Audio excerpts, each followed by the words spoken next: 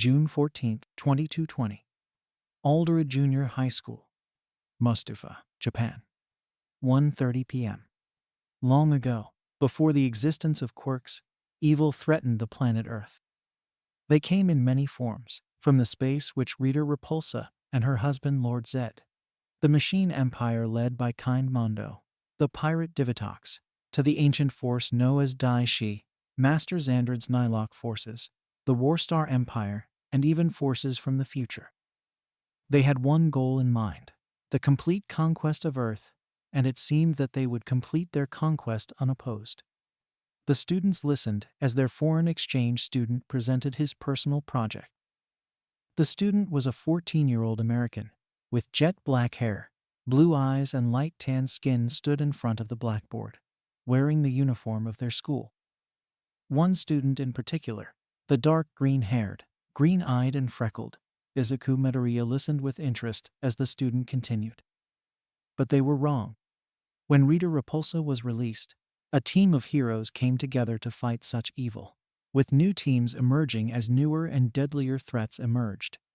With advanced weapons, power vehicles known as Zords, and incredible powers, these heroes became known as Power Rangers. Who cares about those losers? They're just stories told to kids who were born as quirkless rejects, like yourself, loser. Came the crude and arrogant voice of Katsuki Bakugo, a young man with average height, slim muscular build, short, spiky, sandy brown hair, and red eyes, who sat at his desk with his back laid against the chair and his feet on the desk. The Power Rangers didn't exist, and everyone knows it, so give us all a break and end this stupid kid report. Everyone laughed at Bakugo's comments, but the boy ignored them. No matter how strong the opponent, no matter what challenge was thrown their way, the Power Rangers always stood ready to fight for what's right, much like the pro hero All Might today. In fact, it is said that many pro heroes were inspired to become the heroes they are today because of the Power Rangers, even saying that they would be honored to fight alongside them, even if it was only once. Though the Power Rangers have faded into history with the emergence of quirks, and many have considered them to be children's stories, the Power Rangers have affected hero society, and continue to do so to this day. Their weapons and equipment have been used as the basis for many support items used by heroes over the years. The Silver Guardians have been around since the days of the Time Force Rangers, now work alongside our heroes in their fights against villains, and those who have been born without quirks, like firemen, police officers, and even scientists, have been inspired to become heroes in their own way. In conclusion, the Power Rangers continue to influence hero society, and will continue to do so until the end of time. The student finished. The students remained silent, some of them laughing silently under their breaths, before some of them started to applaud the report presented to them, some of which laughed at him. "Thank you for that report, Mr. Grayson. Please take your seat, and we can continue with the rest of the reports," the teacher instructed. The boy nodded and walked back towards his desk, situated right beside Izuku's desk, who gave him a smile as they listened to the other reports by the rest of the class. When the day ended, Izuku closed his locker and put on his sneakers. "You did a great job on your report, Connor. I only wish my report was as good as yours," Izuku said meekly. Connor Grayson, the exchange student, chuckled. "Izuku, you really shouldn't be putting yourself down so much. Your project the other day was amazing, certainly better than Katsuki's project about how badass his quirk is and how he'd become the next one hero. Personally speaking, that kid has a lot of issues, and I think he's let all that praise he got as a kid go to his head. Seriously, your mom told me he's had a superiority complex ever since his quirk emerged, and he's been a bully to you for who knows how many years. A guy like him, going to UA High. That's going to be a blemish on that school, if there ever was one. Seriously, why haven't you reported his bullying to the teachers?" Connor asked. "Even if he is a jerk, I still consider Kakin a friend, and his quirk is just so amazing. I don't want to ruin his chances of being a hero, even if I know I should do something about his bullying." Izuku admitted as he and Connor walked from the school to the station. I get it.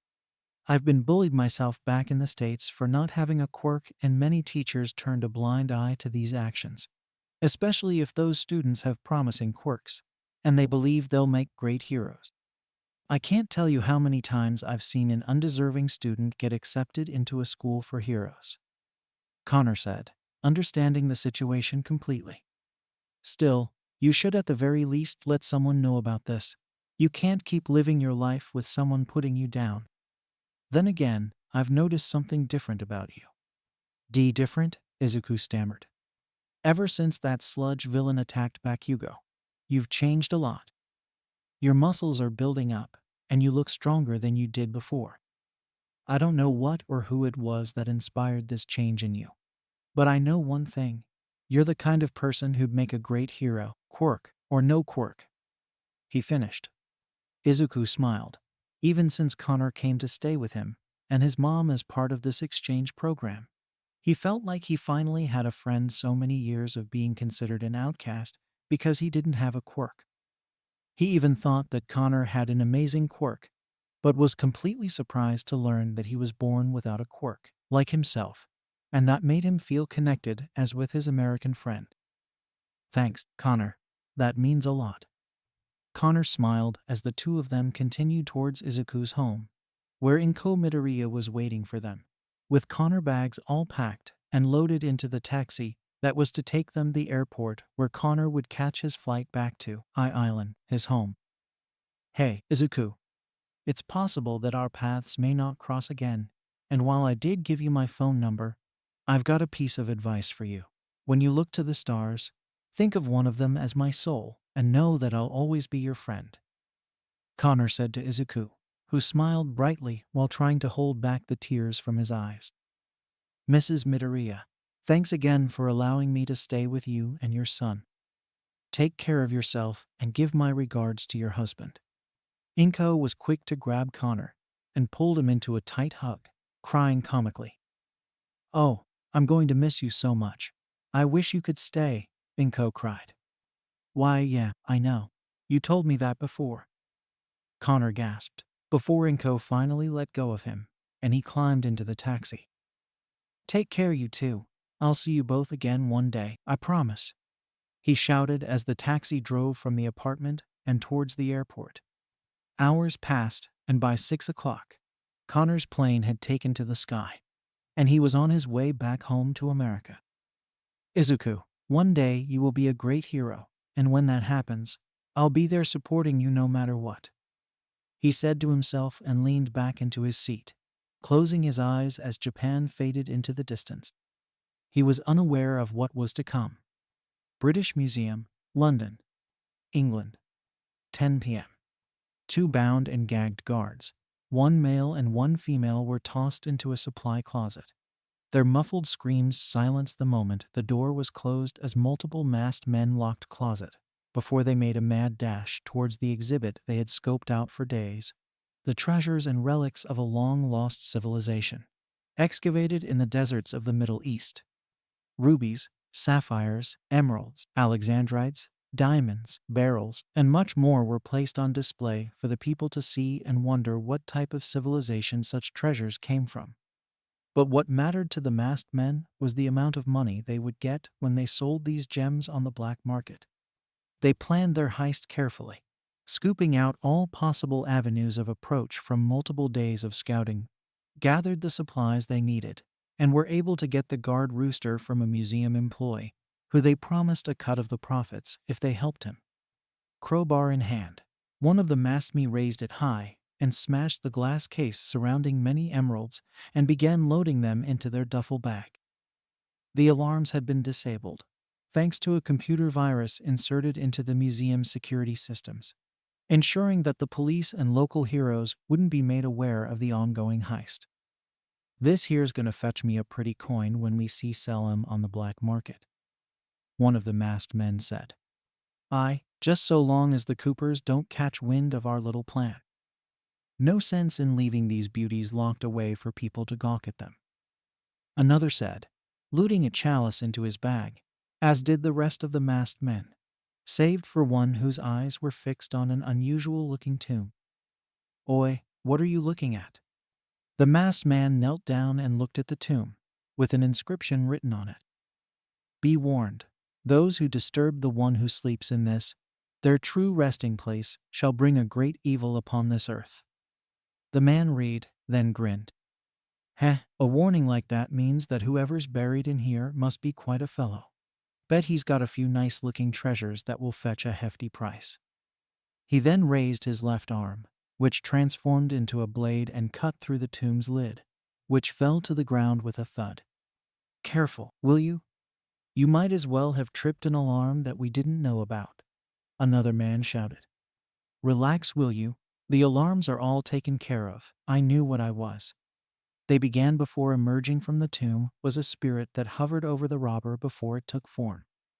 Appearing before the robbers was a creature similar to a drake dragon with red skin, gold armor on the chest, legs and arms, a sword in their hand, and menacing red eyes with a pair of wings on its back. This creature was none other than the prince of all demons, Olympius, the son of Queen Bansheera. Whoa. Are you the ones who released me? Olympius questioned. Before the robbers could answer, Olympius raised his sword and swung it at the robber. Allow me to reward you all with your destruction, Olympius said, charging towards the robbers and proceeded to cut them down before they could even fight back, save for one who was smirking with delight. Their bodies fell to the ground, but their energy was then absorbed into Olympius's body, restoring his strength. Finally, after 200 years of being locked away in the shadow world after death, I have returned. Oh, you certainly have, my prince, the last robber said, waving a hand in front of him to reveal the form of Jinxer, monster maker, and the most loyal servant of Olympius. Oh, my prince, it has been so long since I've been able to gaze at your mighty form. I am pleased to finally see you once more.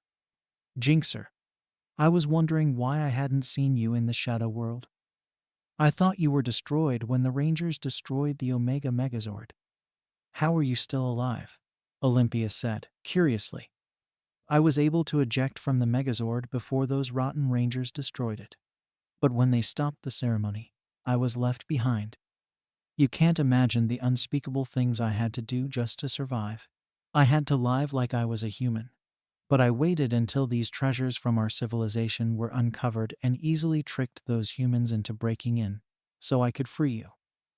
Now, you're back, and we can finally have our revenge, although much has changed while you were away. Jinxer explained.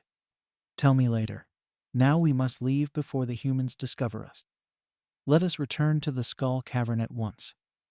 Olympius told his faithful follower, both of them, vanishing in a form of spectral energy, just as the two bound guards finally managed to break out of the supply closet. Mariner Bay Harbor. Mariner Bay, California, United States. Island. 8 p.m. Checking his watch as he stood in his lad, David Shields, the former sidekick of All Might, scientist and loving father, looked at a photograph he kept on his desk. Said photo was of him, his daughter Melissa, and his adoptive son, Connor Grayson, who he took in after his parents were killed when he was 4 years old. A villain attack on a local bank caused the untimely death of Connor's parents, who were skilled scientists and were trying to make a withdrawal when the villain tried to rob the bank, but was forced to take hostages when the police surrounded the bank, along with a pro-hero. Sadly, the police's attempts to negotiate with the villain failed, and the hero acted without thinking, using his quirk to take down the villain. But by then they had already killed Connor's parents before they forced their way into the bank. Having known his parents well, David adopted Connor as his son and raised him alongside Melissa. But he had begun to develop a hatred of heroes for not being able to save his parents, cursing all of them, even All Might, until that fateful day when he made a decision that changed his life. It's been almost 7 years since that accident, and he's come a long way since then. If only his parents could see him now. But still, David thought before he noticed his computer screen glowed bright, indicating he had a video message. Toshi, he said to himself as he opened the email. No, my friend, it isn't Toshi. came the reply of Dr. Mondo Tatsumi, a fellow scientist and creator of hero support items in Japan, as he appeared on his screen. Already 60 years old, his white hair and beard showed he was much older than his fellow scientist. David, it's been some time since we last spoke to each other. The last time was about 4 years ago, at an expo in Tokyo. Yes, it's been a long time, Mondo. But I don't think you called me to catch up on old times, did you? David asked. My friend, what we have feared has come to pass.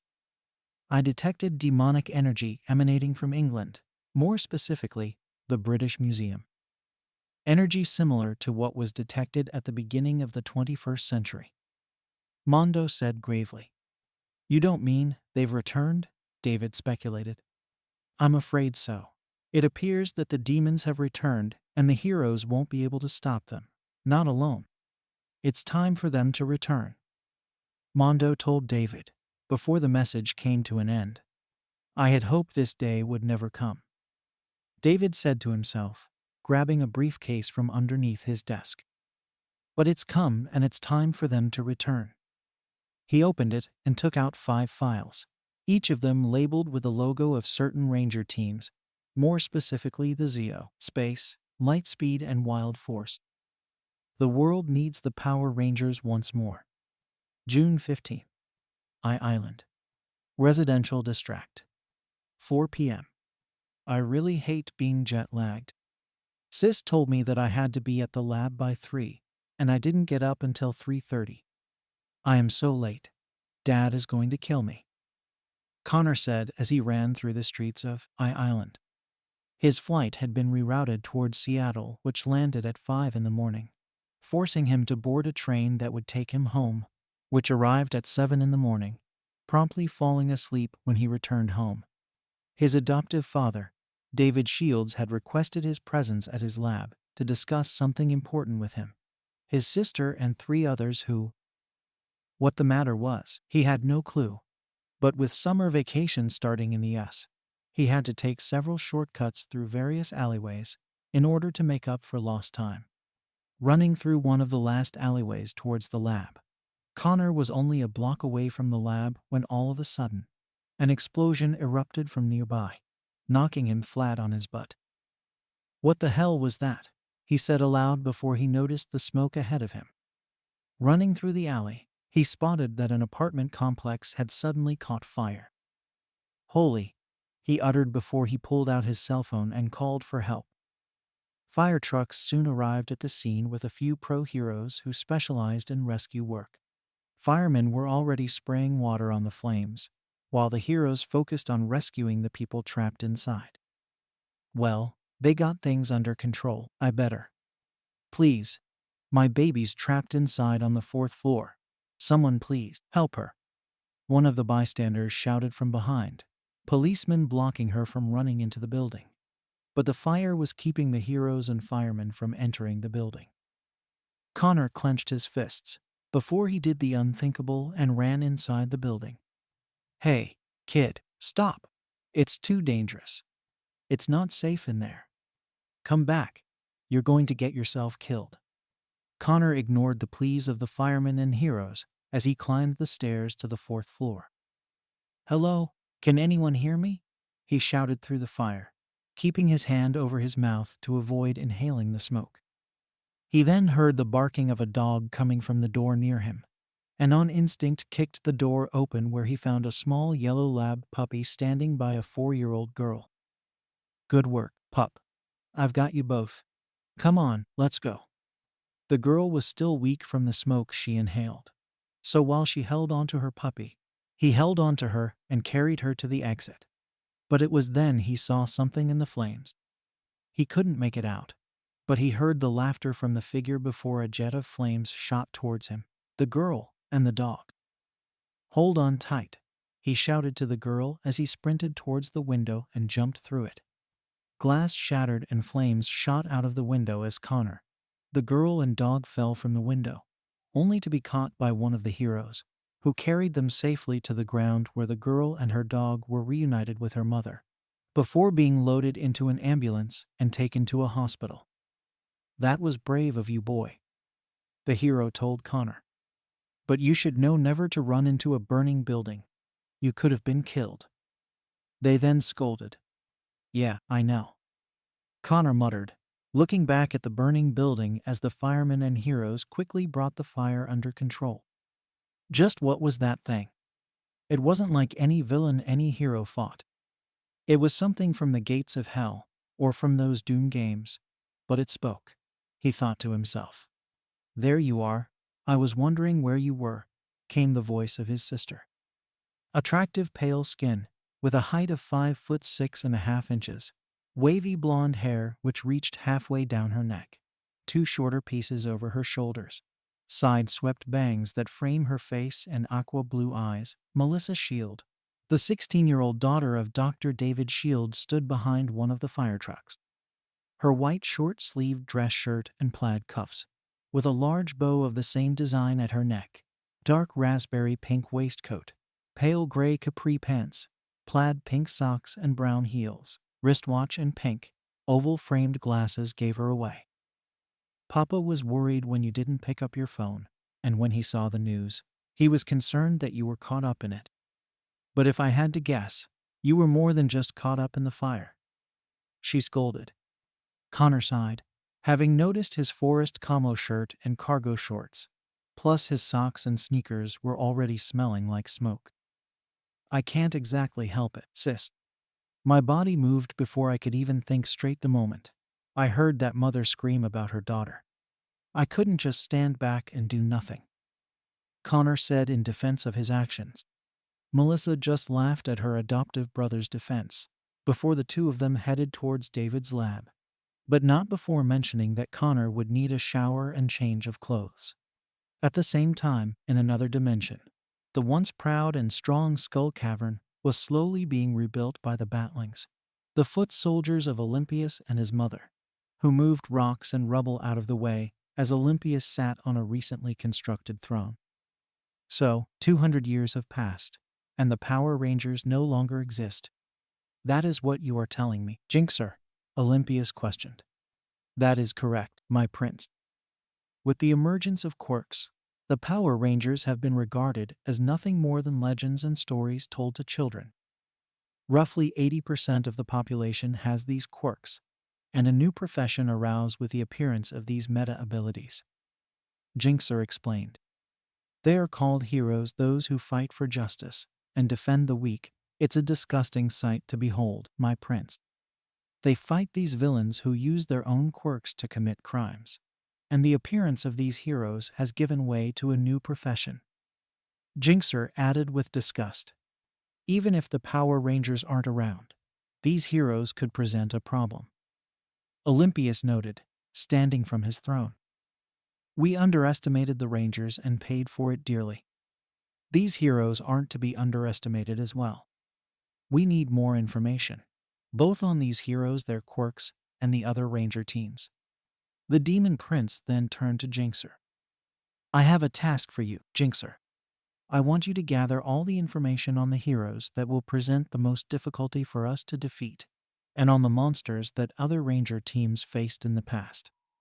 Go to where they were destroyed and gather whatever residual energy might remain. We can revive them. Olympius ordered. Right away, my prince. I shall go to the far reaches of the universe and gather their energies. But what makes you so sure they will work with us? Jinxer asked. Because we all share a common enemy, the Power Rangers. Olympius answered. With that, Jinxer left the Skull Cavern on his mission, leaving Olympius alone, but not for long. Gooligan, show yourself at once. He shouted, his voice echoing around the Skull Cavern.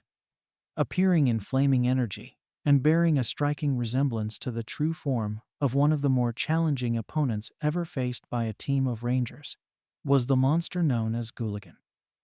I am here, as you requested, my prince. The monster responded. I have a task for you. Take some batlings and attack the city called Island. Even though I sent Jinxer on his mission to gather data and new allies, I believe a show of force is in order. Retreat if the battle is unwinnable. Olympius ordered. As you command, my prince.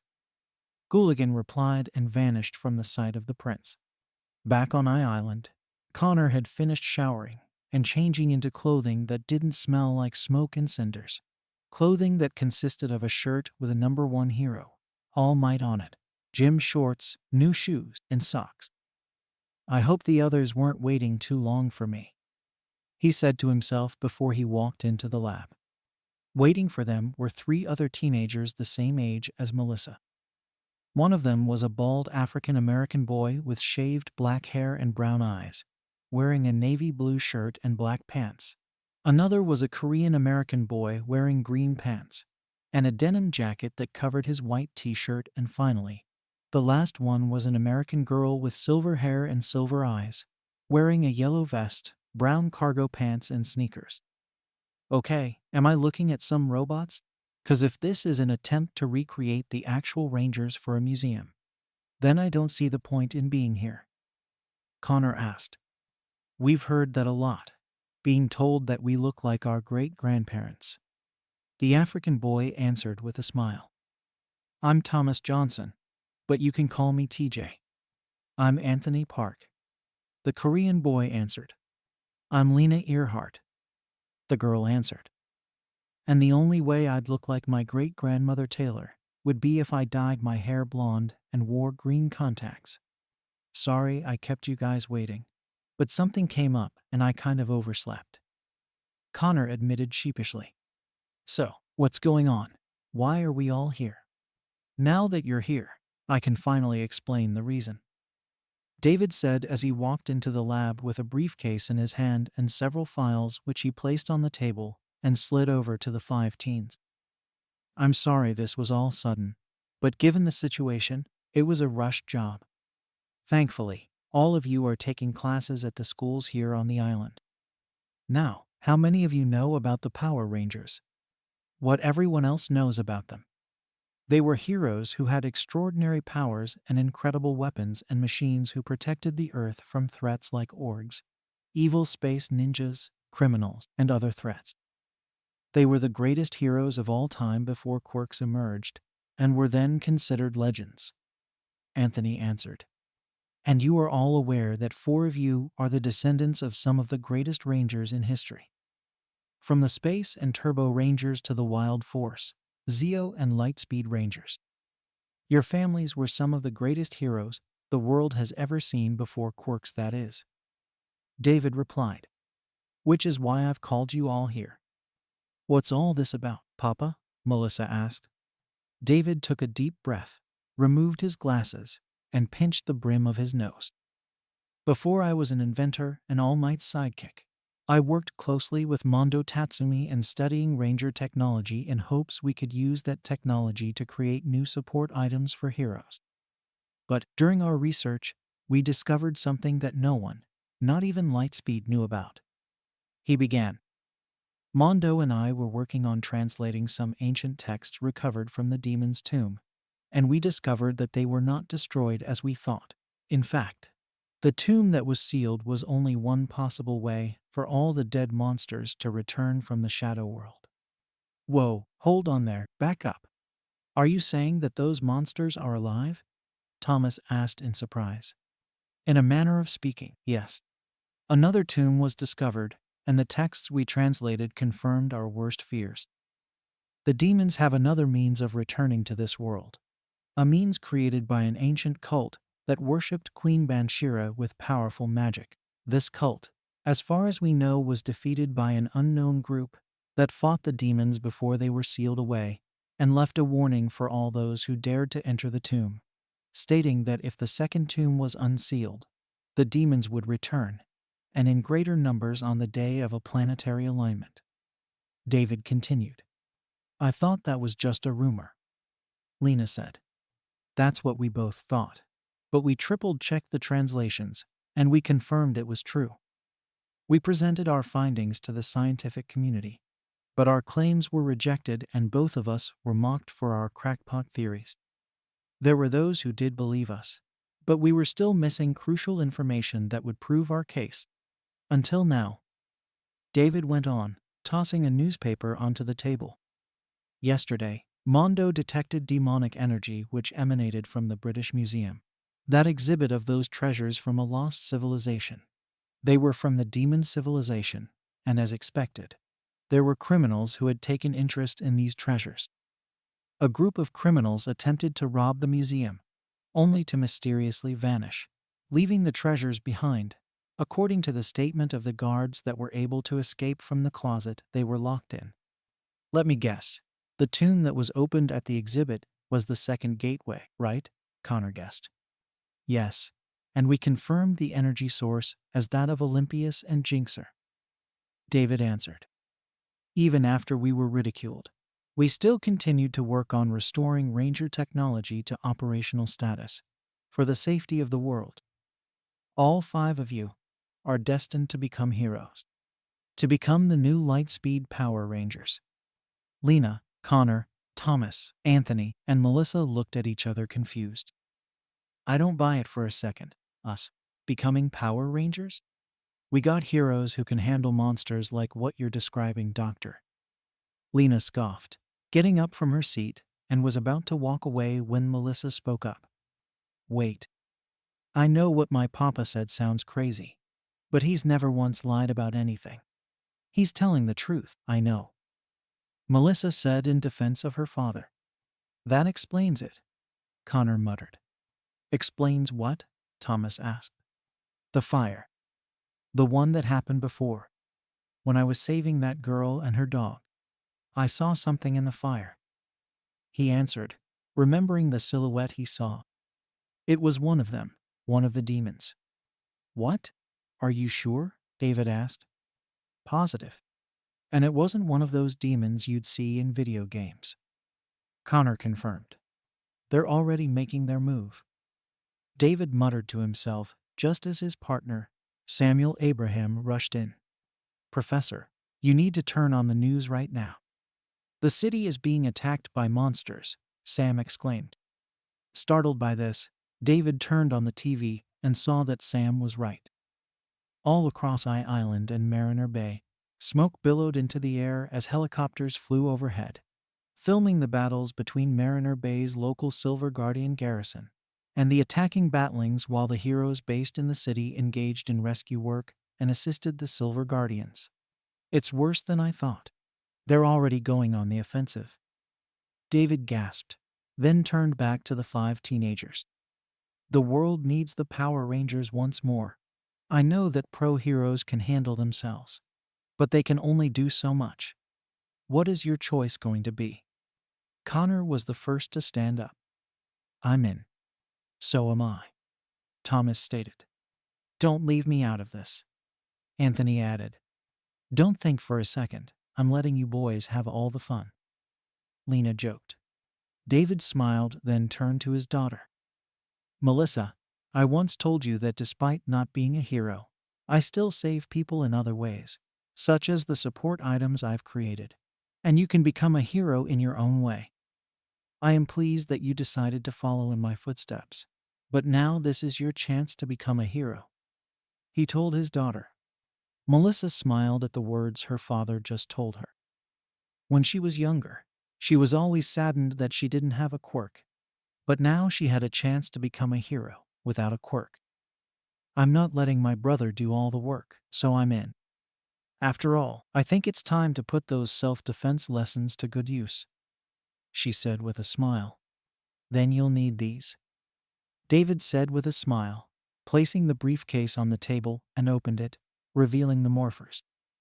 Dr. Tatsumi and I restored these morphers a few years ago. They're worn on your wrist, and they'll allow you to become the Power Rangers, he explained as each of the teens grabbed one of the morphers and placed them on their wrists.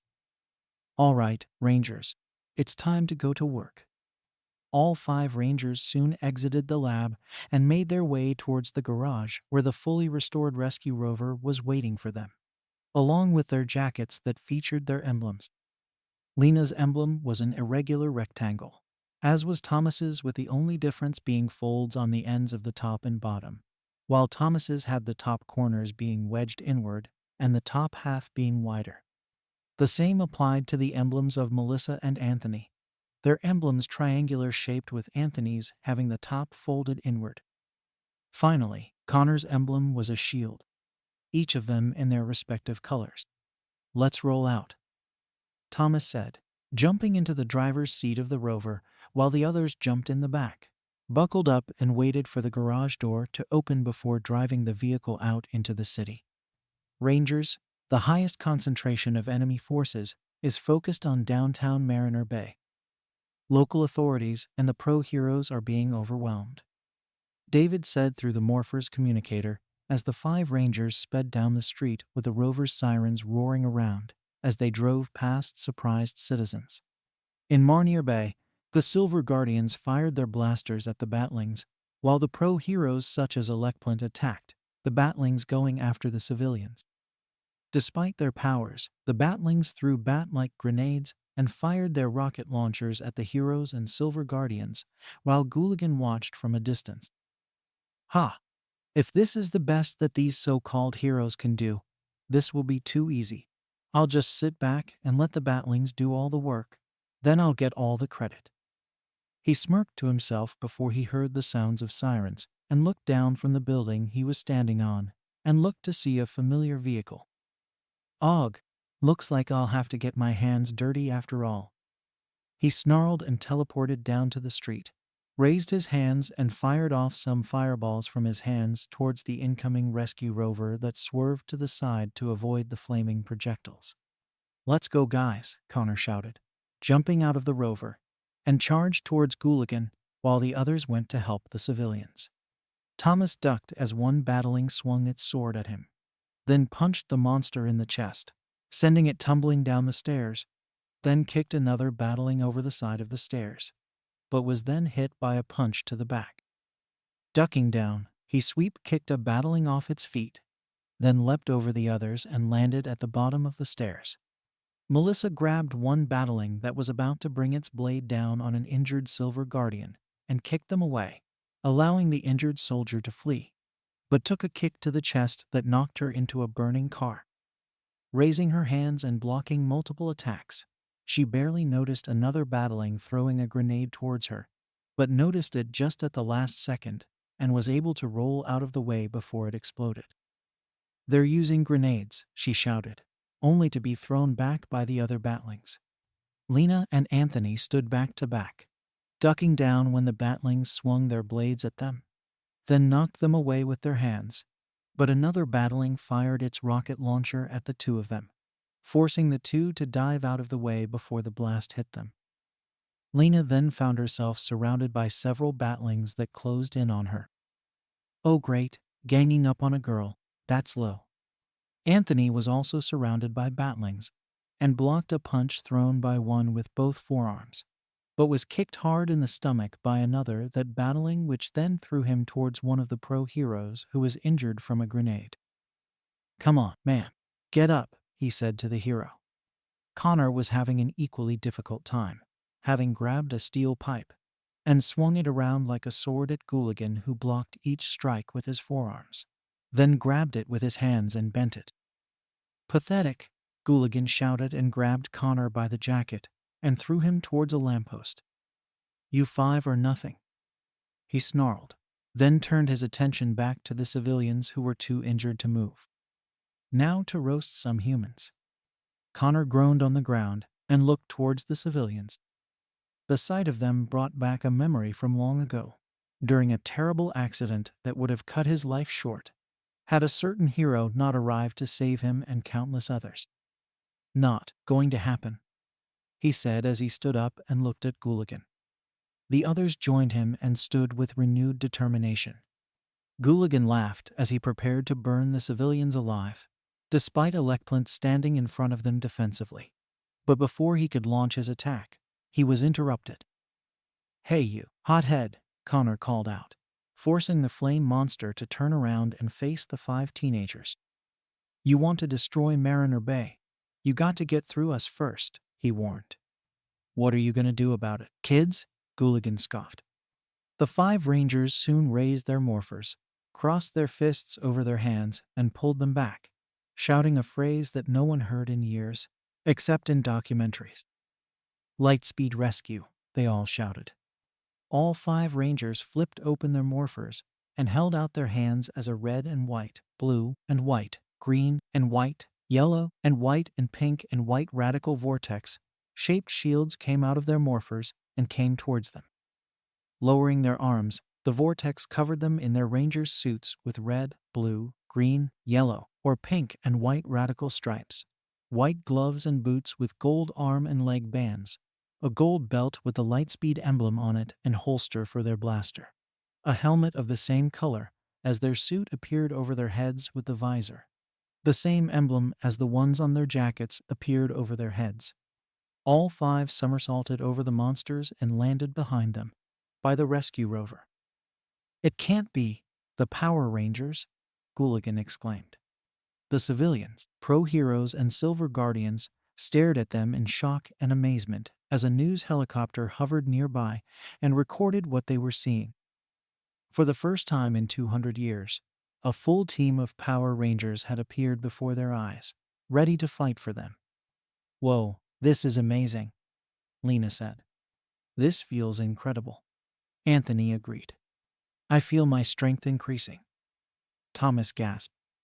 "Awesome," Melissa said. "This is just the advantage we need." "Come on, guys, let's do it," Connor exclaimed with a clench of his fist. Then each of them struck a fighting pose. Connor held his fists near his helmet with his left fist near his helmet and his right fist further out. Thomas held his right arm sideways with his fist clenched, while his left fist was up at a diagonal position. Anthony held his hands out like claws, his left fist near his chest and his right fist held higher and above his left fist. Lena held her own fists out, her right fist close to her helmet and her left fist out in front, both sideways. And finally, Melissa clenched her fists and crossed her forearms over her chest, then pointed their hands at the monsters. "I better report back to the prince." "Batlings, destroy them," Gooligan growled, then vanished in a form of flaming energy while the Batlings charged towards the Rangers. "Power Rangers, rescue ready." The 5 Rangers shouted and then charged towards the Batlings and engaged them in battle, while the civilians watched in amazement, some of whom started recording the fight on their phones, as did the heroes and silver guardians.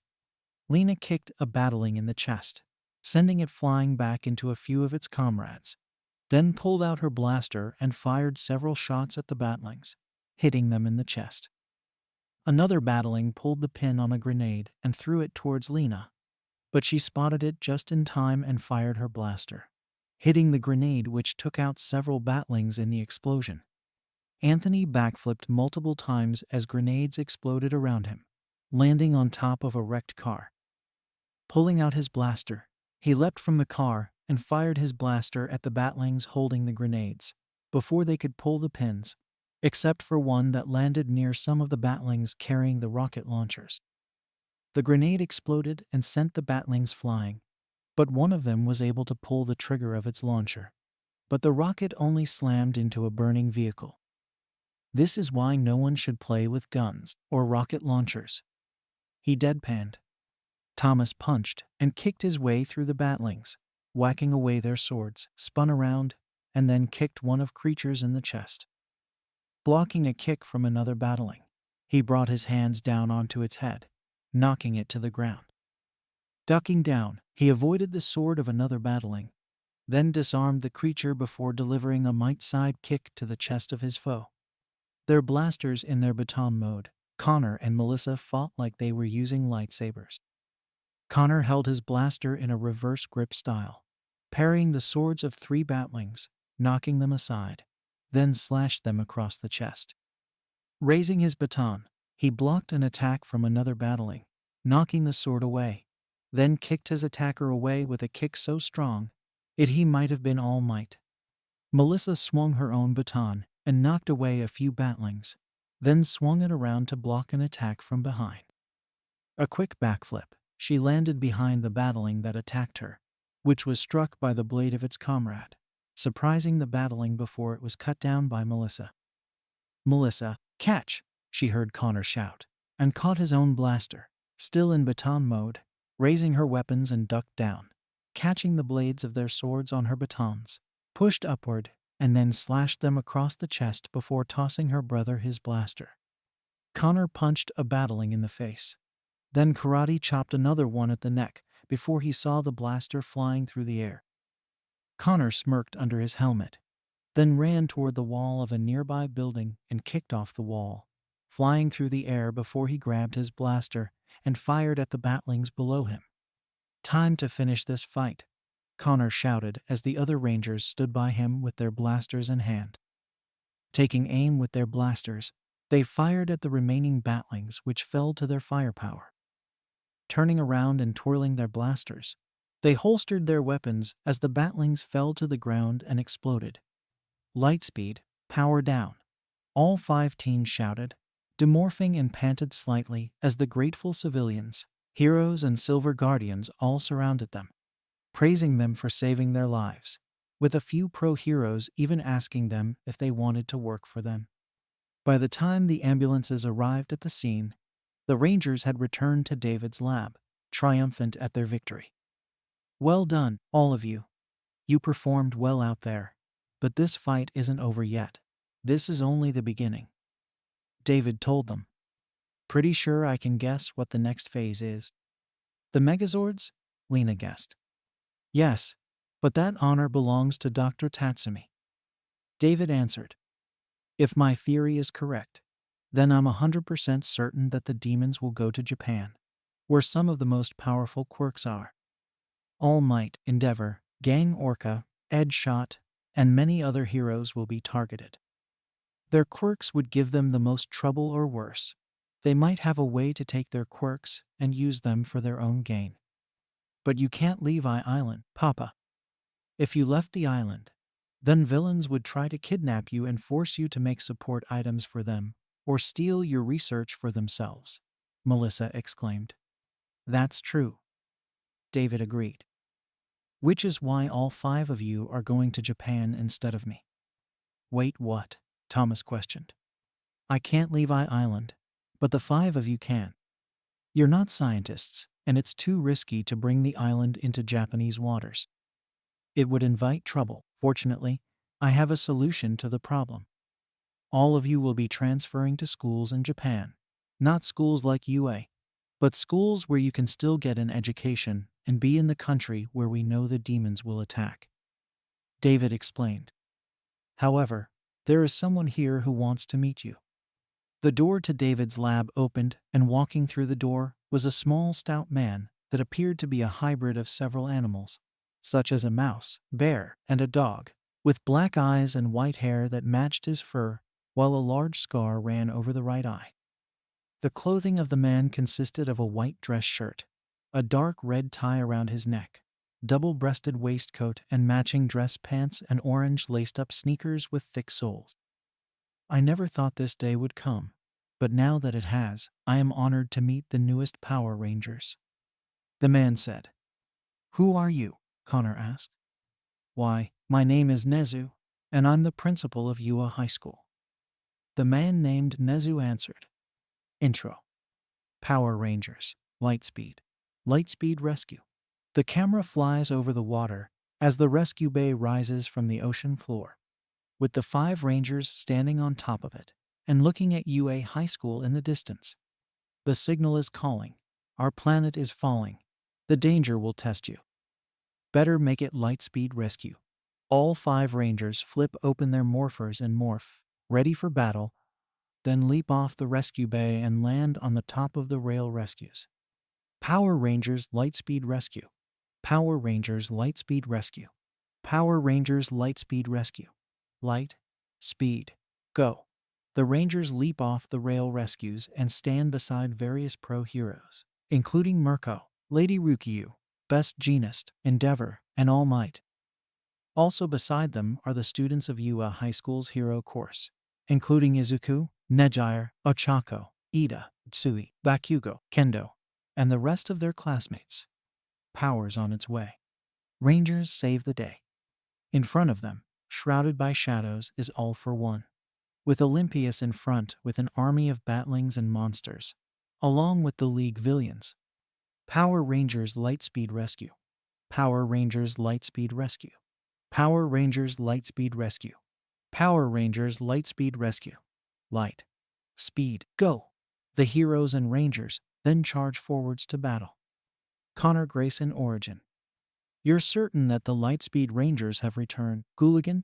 Olympius asked, standing in front of the kneeling fire monster.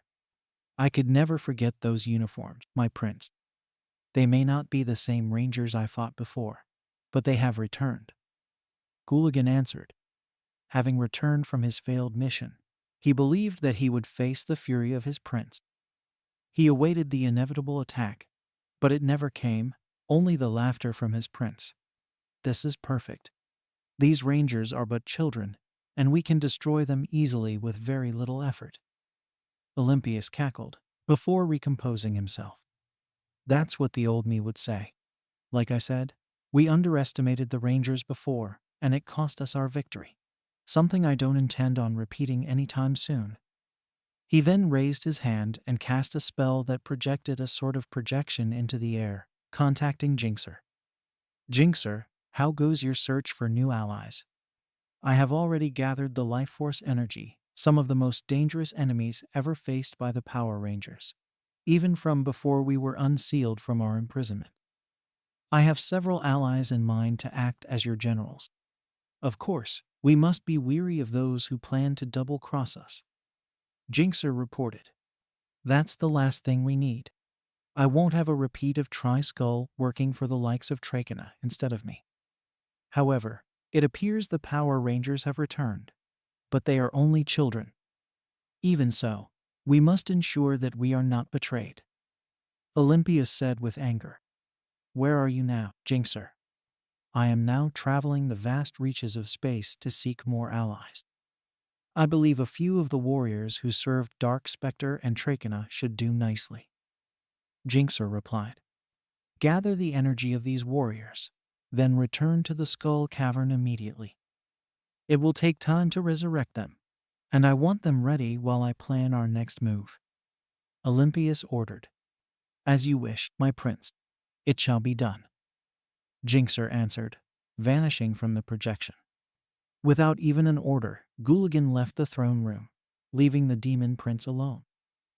Perhaps we should try a different tactic and look to other allies besides just monsters.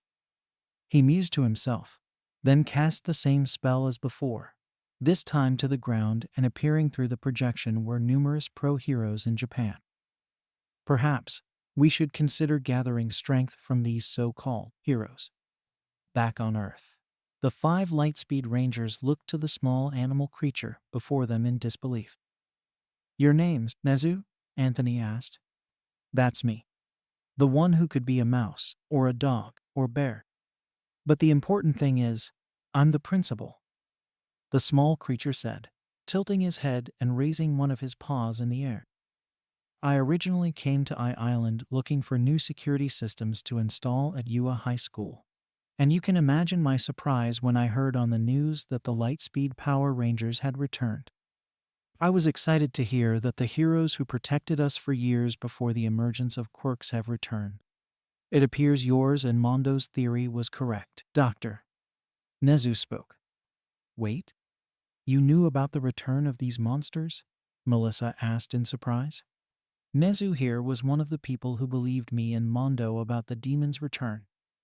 He felt that if the demons returned, they would target his students at UA and possibly take their quirks by force and use them to enhance the monsters.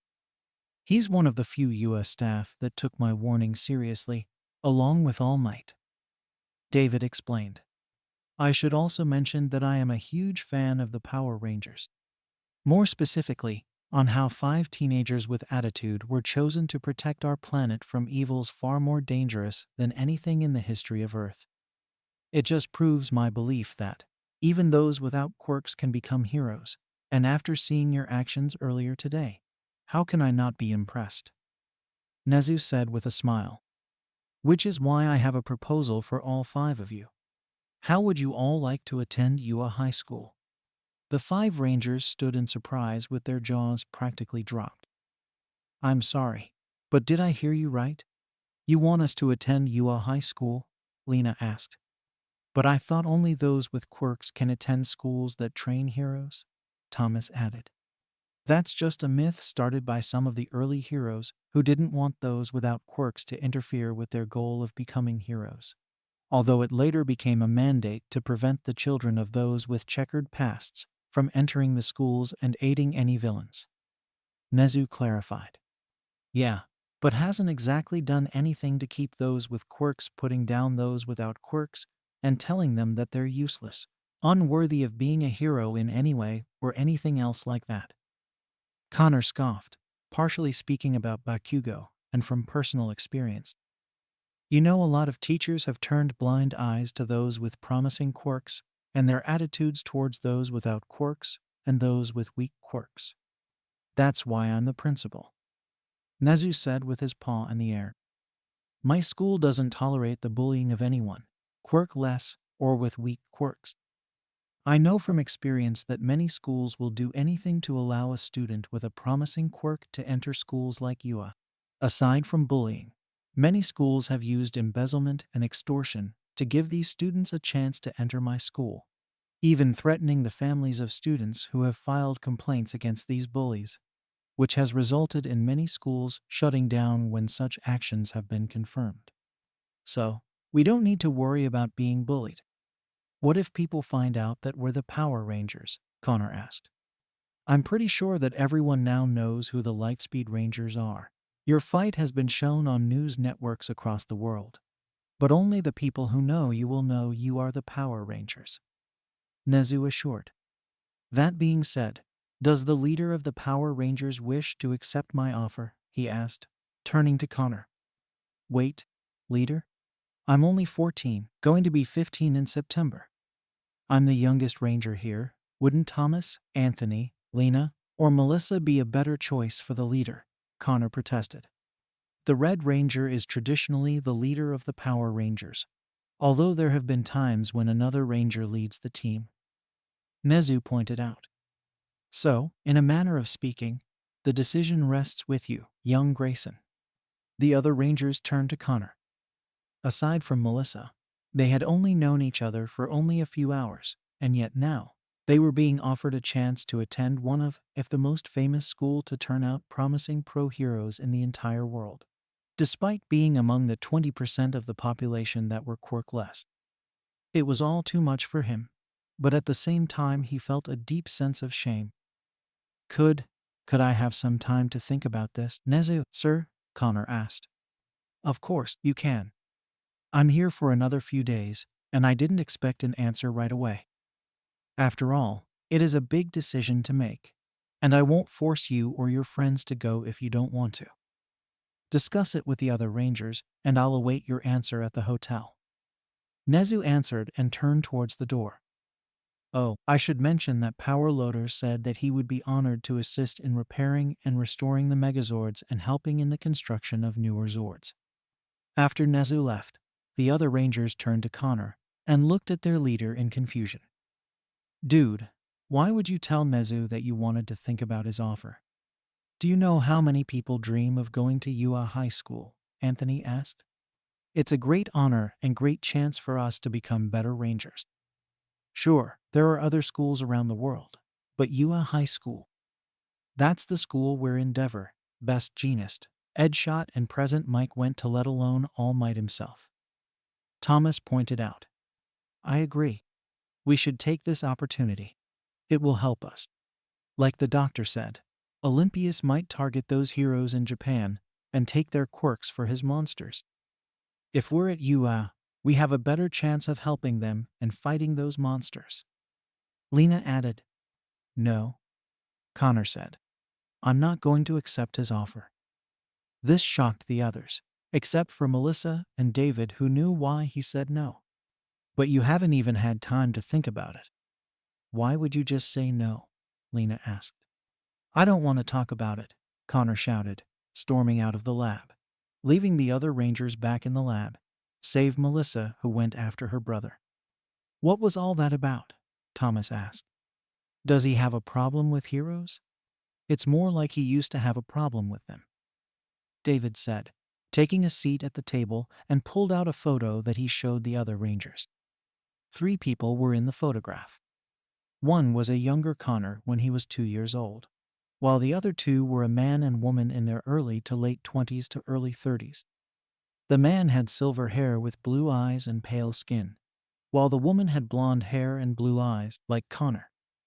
Both of them were wearing lab coats and Connor was being held in the hands of the woman. And because a hero was indirectly responsible for the death of his parents. Wait, you mean these 2 are Connor's parents? Anthony asked.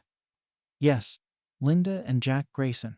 They were scientists like me, but they most focused on using Ranger technology to build equipment to be used by both heroes and non-heroes, such as the suits used by the Rangers being able to protect them from harm, or how the rescue blasters are able to act as fire extinguishers. David said with a sigh. What happened? Lena asked. It's a long story, David said, taking a deep breath before he started to tell the other 3 Rangers the story. The following day, after breakfast, Melissa had hoped to talk with her brother about what happened yesterday, but found that he had already left the house on Island and went to Mariner Bay. She tried to call him, but her calls kept being ignored by her brother, causing her to become worried. Not even the other Rangers, her father or Sam, knew where he was. But Melissa had an idea of where he was, seeing as he had talked about a certain machine being in Mariner Bay that was going on a trip around the country. A machine that had interested her brother since he was a toddler. Clouds of steam billowed into the air as the nearly 300-year-old Union Pacific Big Boy 4014 steam locomotive, the largest and most powerful locomotive in history, thundered down the tracks towards Mariner Bay's Union Station, passing by a passenger train and freight train that were passing by on the outer lines, with railfans young and old lining the trackside with cameras and phones, taking photographs and videos of this massive machine, while pro-heroes kept the people back away from the tracks. As the train passed through a short tunnel before the station, Connor watched the train pull into the station with tears coming down his eyes. Before his parents died, his father promised him that one day they would go and see his son's favorite locomotive, which he became fascinated with after a neighbor showed him the locomotive on his model railroad. Well, Dad, I finally got to see my favorite locomotive in person. I just wish you and Mom could see it with me, he said to himself, taking a video of the engine pulling into the station with his phone. Before he left the station and headed to another place, far from the station. After walking for 30 minutes, he came to his destination, a park in the middle of the city that was popular for dog owners. Finding a place in the park, he laid back on the grass and stared at the sky, thinking about Nezu's offer. What am I going to do? I really want to go to UA, but after everything I said all those years ago, I'm not sure I'm worthy of walking through the halls of UA High School. Mom, Dad, what would you do? He asked himself. Hey, aren't you the Red Ranger? A voice said from nearby. Startled, Connor looked to his right and saw the voice belonged to a fair-skinned 16-year-old Japanese girl of average height, with wide and curious eyes, long and thick upper eyelashes, royal blue eyes that complemented her periwinkle hair with side-swept bangs tucked behind her right ear, while hanging over her left ear, and 2 short clumps of hair on both sides of her face. Their clothing consisted of a blue tank top, light black leggings, sneakers, and armbands on her wrists. With her was a woman of about 25 years old with chin-length blonde hair, thin yellow eyes, slit pupils, and most notably, extremely sharp teeth. Their clothing consisted of a gray shirt, black running shorts, and sneakers. Talk about a crazy coincidence, running into the Red Ranger here of all places. Don't you have training to do? And shouldn't you be looking for those monsters? Oh, are you staking out the park in case they show up? The girl asked. Whoa, back it up. Time out, Connor said, getting to his feet and crossing his hands like a T. One question at a time, please. You're making my brain hurt. The older woman, whom Connor assumed to be from Okinawa, spoke up. Please forgive Hato. She's a very curious girl, especially for a young hero in training. The older woman apologized. Not the first time I've had someone like her ask me so many questions. Connor chuckled, thinking about the first time he met Izuku.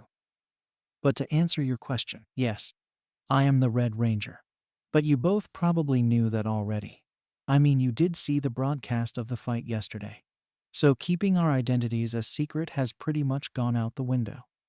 There you are, Connor, Melissa shouted as she ran into the park. I knew you'd be here. You always come here to think when you have something on your mind. Your name's Connor? The older woman asked. Yes, ma'am. Connor Grayson. This is my older sister, Melissa Shields. Well, more like my older adoptive sister. Connor answered. Wait, when you say Shields, do you mean as in David Shields? The unofficial sidekick of All Might when he studied in America. That's so cool. The blue-haired girl said with excitement. Oh, right. My name is Nejire Hado. And I am Ruko Tatsuma. The older woman introduced. Wait, you mean you're the Dragoon hero Rukyu? The number 9 hero in Japan? Melissa asked in surprise. What brings you all the way to America? Tracking down a dangerous villain. He fled Japan a few days ago, and one of my old friends in America said they spotted him in California. Nejire is my work-study student and a second year at Ua High School, and the two of us had a few run-ins with this villain before he fled. Ruko answered. I thought foreign heroes couldn't operate anywhere outside of their home country, Connor asked. Normally, that's the case. But we were given special clearance by the Hero Safety Commission to travel overseas and apprehend this villain before he could disappear again. But we didn't expect to be fighting monsters. I don't think you can imagine our surprise that during our investigation, we see the Power Rangers return after nearly 2 centuries of being considered legends. Ruko explained. Hey, speaking of Power Rangers, why are you here anyway? Nejire asked, looking at Connor. I needed someplace quiet to think. Connor answered. You're still thinking about Nezu's offer? Melissa asked. Wait, what kind of offer did Principal Nezu offer you? Nejire asked. He offered to allow all 5 of us to attend Ua High School, despite the fact that our powers come from our morphers and we're quirkless. Melissa answered. Hey, that's cool. You should totally go to Ua. I'll be a 3rd year next year, and I can definitely help you guys out if you need any help. Nejire said excitedly. I have to agree with Nejire. It's a tremendous honor that you shouldn't pass up. Even if you are quirkless, the Power Rangers are still heroes, and while they do have the authority to operate without being classified as vigilantes, UA can help you all be better trained to face villains. Ruko added, I'm not going to accept the offer. Connor said bluntly. I'm not worthy to go to Ua, not after what I've done. This is about what happened to your parents and how you acted afterward, isn't it? Melissa guessed. Yeah, it is. What happened? Ruko asked. Connor took a deep breath, sighed, and turned towards the 2 Japanese heroes. My parents were scientists who had a strong fascination with Ranger technology. They believed that they could use Ranger technology to build support items to be used by future heroes. Imagine it. The mega battles used by the Blue and Green Lightspeed Rangers used by heroes who specialize in rescue work. A blaster in the hands of a hero with a quirk that gave them incredible accuracy, etc. The possibilities were endless. I've heard of those scientists. Jack and Linda Grayson. They attended Island Academy and presented a thesis about Ranger technology being used by heroes. You're their son? Ruko asked. I am. One minute they were partners in the lab. The next minute they were husband and wife. I came along a year after they married, and even though they were scientists, they always made time for me. I was their pride and joy, even after I was declared quirkless. Connor continued. I think deep down, they wanted a child with a quirk, one who they thought would be able to support. But they loved me just the same and didn't see me as a lab rat. They loved me and always supported my hobbies. You know, the Up for the 14 that's on a rail tour across the country. First time I saw that locomotive on TV, I told my dad that I want to see it in person one day, and my parents promised me that we would go and see it one day. I'm almost afraid to ask what happened to them, Nejire said with regret. Connor sighed again and told them what happened. I was 4 years old when my parents and I were at a local bank in a town outside Mariner Bay. My parents needed money to fund a research project they were working on. I think it had something to do with the carrier-based Megazords or the Zords used by the Overdrive Rangers, but I was too young to remember the details. But what I do remember is the events that transpired that day. He closed his eyes as tears started to form around his eyes.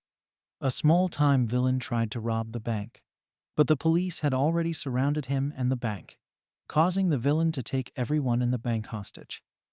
My parents kept me close to them, as a way to shield me from the villain, who shouted they wouldn't think twice about killing a kid. From what I remember, the police were trying to convince the villain to let the hostages go, trying to resolve the matter peacefully, but it didn't end the way they wanted. Melissa noticed the pain in her brother's voice as he continued to tell the story. A recently licensed hero was nearby and saw the incident, and rather than wait for the villain to surrender, he charged headfirst into the situation, crashed through the wall, and tackled the villain, inadvertently activating the villain's quirk that turned their hair into quills similar to that of a porcupine. The quills went flying everywhere, but the only casualties were my parents who shielded me from harm. Flashback. A 4-year-old Connor's eyes widened in fear as blood trickled down the sides of his parents and onto his face. Tears fell from his eyes before he screamed for his parents. End flashback. My parents died that day, protecting my life after a hero acted without a plan, and it was that day my hatred for heroes and quirks emerged. Connor stated. You hated heroes and quirks? Najire asked in shock. He did. Every time Uncle Mike came over for a visit, Connor glared at Uncle and didn't even interact with him, despite his best efforts to get along with him. Melissa answered. Every time the news showed a hero being heroic on the news, I silently said I hated them and wished they would get their asses handed to them. Even if they were saving people's lives, I still hated heroes with a fire that burned hotter than lava, and having All Might as an uncle didn't help much. Connor admitted, deeply ashamed of his past actions. To me, all heroes were the same as the one who got my parents killed. Later I heard that the hero involved with the robbery had his license revoked because he made a repeat of the same actions a few months later. And yet, you now support and respect heroes, despite what happened to your parents. Something must have changed in those 10 years. Ruko noted. Actually, it was 4 years that I hated heroes. Connor clarified. 4 years after my parents were killed, a plot against the leader of this nation occurred. One of the candidates running for president, they had a plan to take the entire election and carry out their plan. This candidate believed in the whole quirk singularity doomsday theory, that quirks would become too powerful to control and eventually wipe out humanity. Even though the theory wasn't proven, the candidate was appealing to others who believed in the theory, promising that if he was elected as president, everyone with a quirk, be they man, woman, child, hero, or not, would be exterminated to protect the security of the country. Sounds like he didn't do well in the polls. Nejire guessed, already not liking this man. He wasn't. As the election went on, the polls were clearly shifting in the direction of the current president and the other candidate, who didn't believe in an unproven theory. That didn't sit well with a man, so he concocted a plan that would guarantee the election. People with the same beliefs as him managed to sabotage the engines of Air Force One, forcing it to land on an uncharted island close to Japan, taking the president and staff hostage, while another group assassinated his opponent in what was called a terrible accident. The plan was to execute the president and his staff, so that way, with no opponents, the man would become president and be able to carry out his plan, all for the preservation of humanity, as he called it. Connor continued. But he failed. I heard that the coup failed, thanks to All Might, who was nearby on another assignment and saved the president, his staff and family. Ruko pointed out. He did. And the president was so grateful that he was saved by All Might.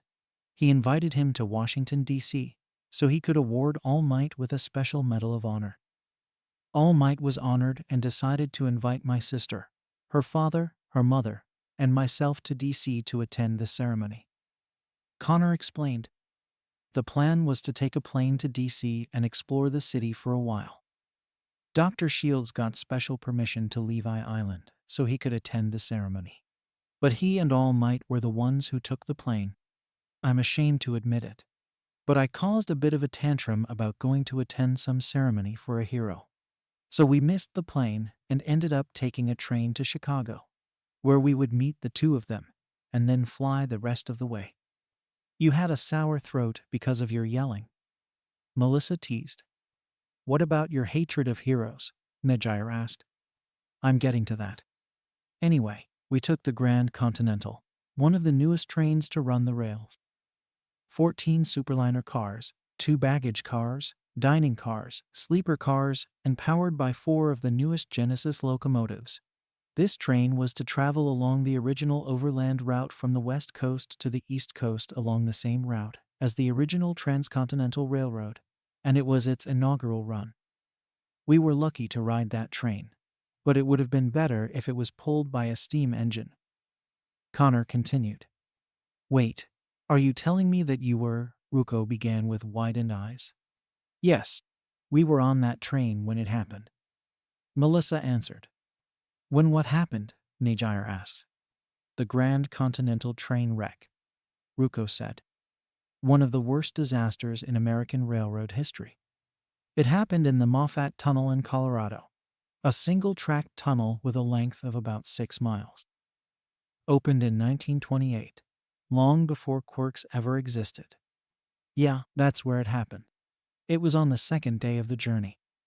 We had left Salt Lake City in the middle of the night, and when we awoke the next morning, we found out that somehow the train had entered dark territory, a section of track 500 miles between Salt Lake City and Denver, where no signals control the tracks and communications between railroad dispatchers and engineers are impossible. It caused many train wrecks in the past, and it's most reserved for freight trains.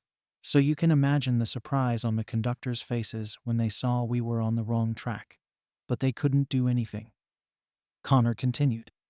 None of us knew, but at the time, a freight train carrying military equipment and components requested by the scientists on Island for their research. Not even the crew of the freight train knew about what happened. But then again, they couldn't have known as the train was unmanned. If I remember correctly, the engineer of the freight train said he put the throttle in idle while he went to switch the points. But for some reason, the throttle moved into full power on its own, which resulted in the engineer being hurt when he tried to climb back on board the train. Ruko said. Yeah, and it got worse. Right after our train exited dark territory, that freight train had already made past Denver and heading right towards our train, which had somehow came to an unexpected stop in the middle of the tunnel, with no way of restarting the train. By the time the crew realized that the engines had failed, the freight train was already halfway into the tunnel. The crew of the train had only just started to evacuate everyone of the train when the freight train collided into our train. Melissa added. The cargo on the first half of the freight train went up like firecrackers, echoing through the tunnel and around the town of Fraser. Fires broke out, smoke billowed into the air, and the passenger cars at the front of the train were wrecked, trapping many passengers underneath the rubble. Among them were us. Connor continued, remembering that day. Flashback. 6 years ago. Smoke and fire raged through the wrecked superliner cars as passengers screamed for help, hoping that someone would hear their cries. Among the twisted metal and seats, Connor was trapped underneath a mountain of debris, while Melissa was helped to her feet by a conductor. Ahead of them, multiple explosions continued to go off as more cargo from the freight train detonated, weakening the structure of the tunnel Connor tried to call for help, but his hoarse throat made it difficult for anyone to hear his calls. Passengers ran from the fire as emergency personnel and pro-heroes arrived to assist the injured, not even looking through the rubble for Connor, whose right arm was broken in the crash and starting to lose consciousness from the smoke and fire.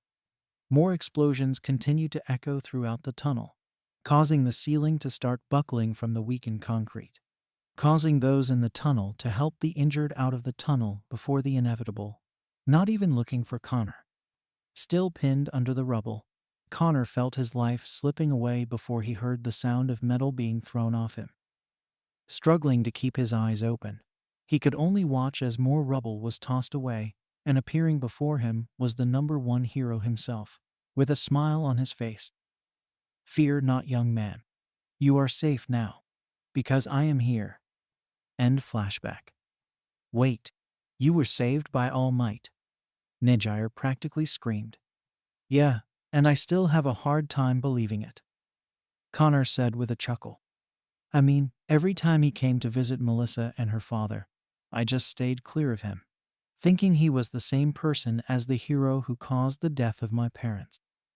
But when the accident happened, he came to save me. Me, the boy who hated heroes like him and never even so much as talked to him when he visited the States." "Did you thank All Might?" Ruko asked. "That's the thing. A part of me is afraid to thank him. I spent 4 years of my childhood hating heroes, and then my faith in heroes was restored when the number one hero saved my life, when everyone else had left me for dead. If I were to meet him now, he'd probably have forgotten all about it." Connor continued. Knowing All Might, he'd never would have forgotten about that rescue. He talked about it in an interview not long ago, saying that if he had gotten there sooner, he could have stopped the runaway. But his biggest accomplishment that day was saving all those lives. Ruko smirked. "So, what after All Might saved you?" "Anyway, that's the last thing I remember before I lost consciousness, and when I awoke, I found myself in the hospital in Denver. My arm had to be put in a cast, but thanks to the heroes and local authorities, there weren't any fatalities, and the line was soon cleared. The ceremony was put off for a few more days, at All Might's request. But while I never got to thank him for saving me, he inspired me to become a hero in my own way." Connor said. "Sure, I don't have a quirk, but that didn't stop me from wanting to be just like All Might. So, I made it my goal to become a hero in a way similar to All Might, despite being quirkless. People with quirks bullied me, saying that I could never become like All Might. But I continued to work to my goal, training to become someone people can look up to, who can be inspired by my actions. But going to UA, I'm not sure if it's the right action." "Why should that matter?" Najire said. "You've got a chance to go to UA, and that's not an opportunity you shouldn't pass up.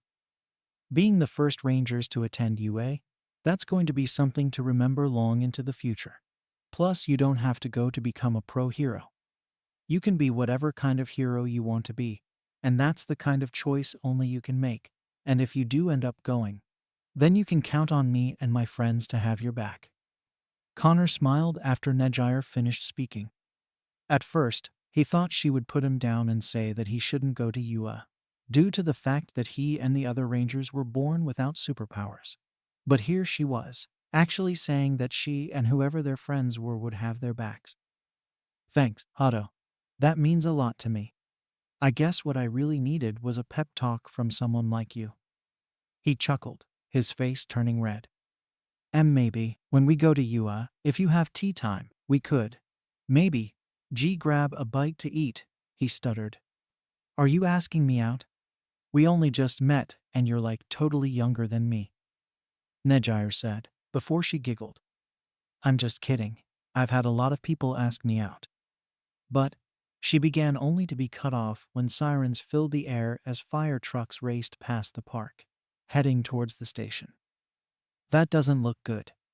"Neither is that," Melissa exclaimed, pointing to the smoke rising from the direction of the train station. Connor. "Yeah, I know," he said and brought up his morpher. "Doc, We've got a fire at Mariner Bay Station. Send the other rangers to the station. Melissa and I will be there shortly. Understood, Connor. David replied over the communicator. You two need a lift? Ruko asked. We'll be fine. You two have your own mission to deal with.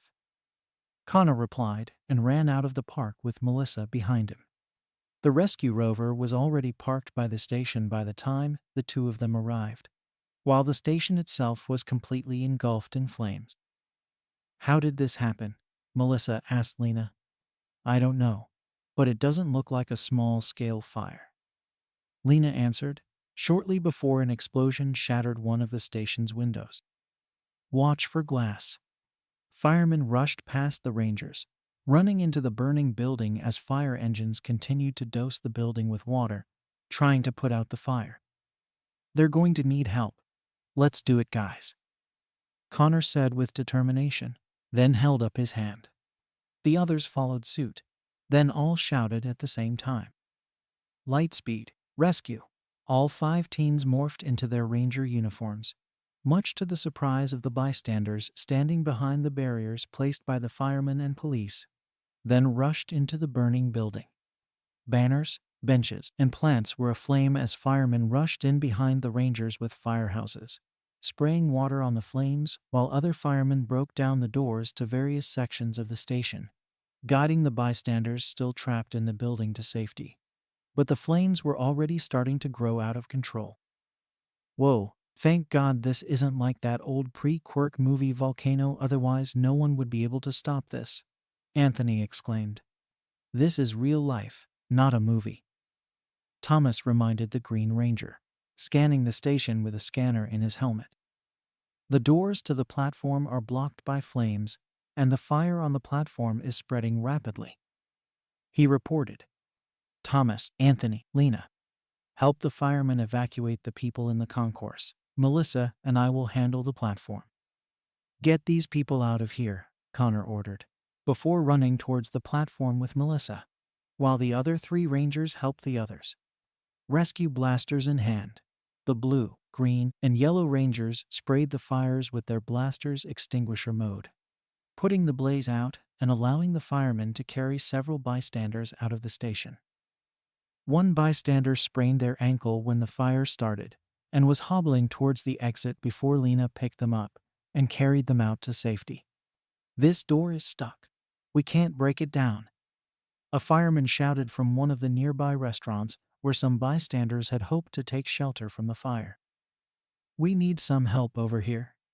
Stand back, Thomas shouted and kicked the door down hard, allowing the fireman and himself to carry the injured out the building before the fire began to spread rapidly. Stay low and follow the firemen. We'll get you out of here, he assured the bystanders. Anthony had picked up an elderly man who was stuck in his wheelchair. Handing him off to a fireman, Anthony raced back into the fire and looked for more bystanders, when he heard the sound of a dog barking loudly. Following the barking, Anthony found the dog hadn't left the side of its owner, who had fallen unconscious due to the smoke. Don't worry, boy. I'll get you 2 out, Anthony said, picking up the dog's owner and carried them out of the building with the dog following him. The situation in the concourse was under control, but the platform was a different story. The people stuck on the platforms were scrambling through the doors as fast as possible, knocking others down and almost trampled them, but were helped up by the rangers or the firemen that had followed the red and pink rangers to the platform. Is this everyone? Melissa shouted. The driver of that steam locomotive is still inside. He's got to get out of here, one of the firemen shouted back. I'll get him, Connor exclaimed and ran back onto the platform towards the parked big boy, connected to several tanker cars that were parked on the platform, and climbed into the cab. We gotta go. This place is about to burn down, he shouted to the driver. I've got to get this locomotive and the cars out of here. Some idiot decided to park those fuel cars in the station because there wasn't enough room in the yard. There's 5,000 gallons of fuel in those cars, and if they go up, then they'll take the whole station and 3 city blocks with them. I've got to get them out of here. The engineer countered, coughing from the smoke and flames. Connor could see the determined look in the engineer's eyes as they reached for the throttle, almost collapsing from the heat. But Connor caught him and placed his hand on the throttle. "Then let's get this thing out of here quick," he said to the engineer, who opened up the throttle. The engine's massive wheels spun on the rails, trying to get a grip. But at last the world's largest and strongest locomotive finally lurched forwards, pulling its unexpected cargo, blasting its whistle long and loud as it cleared the station. Flames leapt from the platform as the engine and cars slowly made its way out of the station and onto the open line. "Yeah, that's it, old girl. Come on, give it everything you got," the engineer said to the engine. Connor chuckled as he jumped from the cab as it left the station yard, just as helicopters with water tankers arrived, dropping water onto the burning station, and finally putting the blaze out. As the fires died down, Connor could have sworn that he saw a creature with a three-clawed hand and a rocky body glowing like lava. "Power down," Connor shouted, demorphing as the last of the fire faded away. What was that thing? He thought to himself before the other rangers arrived in the rescue rover. "Fire's under control. We'll let the firemen handle the rest. Everyone's all right, thanks to us and the heroes," Thomas told Connor, who climbed into the rover, then drove back to David's lab. Days after the fire, news reports about the fire, praising the actions of the heroes and Power Rangers for saving the lives of everyone trapped in the station and saving a piece of railroad history. The cause of the fire was still under investigation, but Connor was thinking about what Nejire and Ruko said to him about the offer. "My parents would want me to follow my heart, and I know where my heart is leading me," he said to himself, then picked up his cell phone and called the hotel where Nezu was staying. "Principal Nezu, it's Connor Grayson. About that offer you made us. Fiery exam. February 18th, 2221. Midoriya apartment. Mustafa, Japan." The world that Izuku had lived in had changed for the better. After an eventful meeting with All Might, the hero he admired and wanted to be like, 10 months of hell followed Izuku to prepare himself for inheriting All Might's quirk, one for all, the source of his power. Said hell was his training of improving his body by cleaning up the beach in Mustafa. It did come as a surprise to Izuku, especially after learning that All Might had suffered an injury from a fight with a dangerous villain 5 years ago. A fight that cost the symbol of peace his entire stomach and damaged his respiratory system, leaving a massive scar which couldn't be treated and limited the time he could work as a hero. At first, All Might told Izuku that he should give up on being a hero, since he was quirkless. But after witnessing Izuku's potential when he risked his life to save another person in trouble, All Might was convinced more than ever that Izuku was worthy of inheriting his quirk. After a long 10 months, Izuku was finally ready to inherit All Might's quirk. But it wasn't exactly the way he imagined it. Nor was the news report that he saw days after Connor left to return to America that the legendary Lightspeed Power Rangers had returned after 200 years, something that took him and his mother by surprise. Even though he firmly believed that he failed the entrance exam to apply to UA, he still felt hope when he watched the debut of the Lightspeed Rangers, wondering who they could be. But deep inside he felt like he somehow knew the Red Ranger. "I haven't heard from Connor in months. I don't want to tell him about All Might and his quirk, but I wonder if he's doing okay, or if he was hurt or anything. I mean, I'm sure the Power Rangers saved him if he was involved in the monster attacks, but I can't be certain of anything," Izuku thought as he crawled into bed. "Still, I haven't even heard from All Might either, so it's possible I failed the entrance exam. No, I can't believe that. Connor told me that I have to keep looking forward and hope for the best. He told me that he'd never give up on me, so I won't give up on myself." As Izuku fell asleep, a golden light flew past the windows of the apartment complex and through the air over Mustafa City before it came to a stop on the roof of a building close to the home of a certain explosion quirk user. The light soon took the form of winged monster with red eyes, a golden body, elongated skull and 2 horns. revealing none other than Diabolico, one of Queen Banshira's former followers before he turned against his queen. When he learned that she considered every one of her soldiers as expendable and forced him to destroy Loki, his friend. Looking over the city, Diabolico took in the city's sights and people, especially the pro-heroes on night patrol. It seems that the world has changed since we've been resealed in the Shadow World. It appears that I was not the only one who was released. Olympius has been released, and knowing him, he'll be trying to complete what his mother started all those years ago. He still doesn't know that his mother also saw him as expendable. He muttered to himself before he unfolded his wings and took the skies.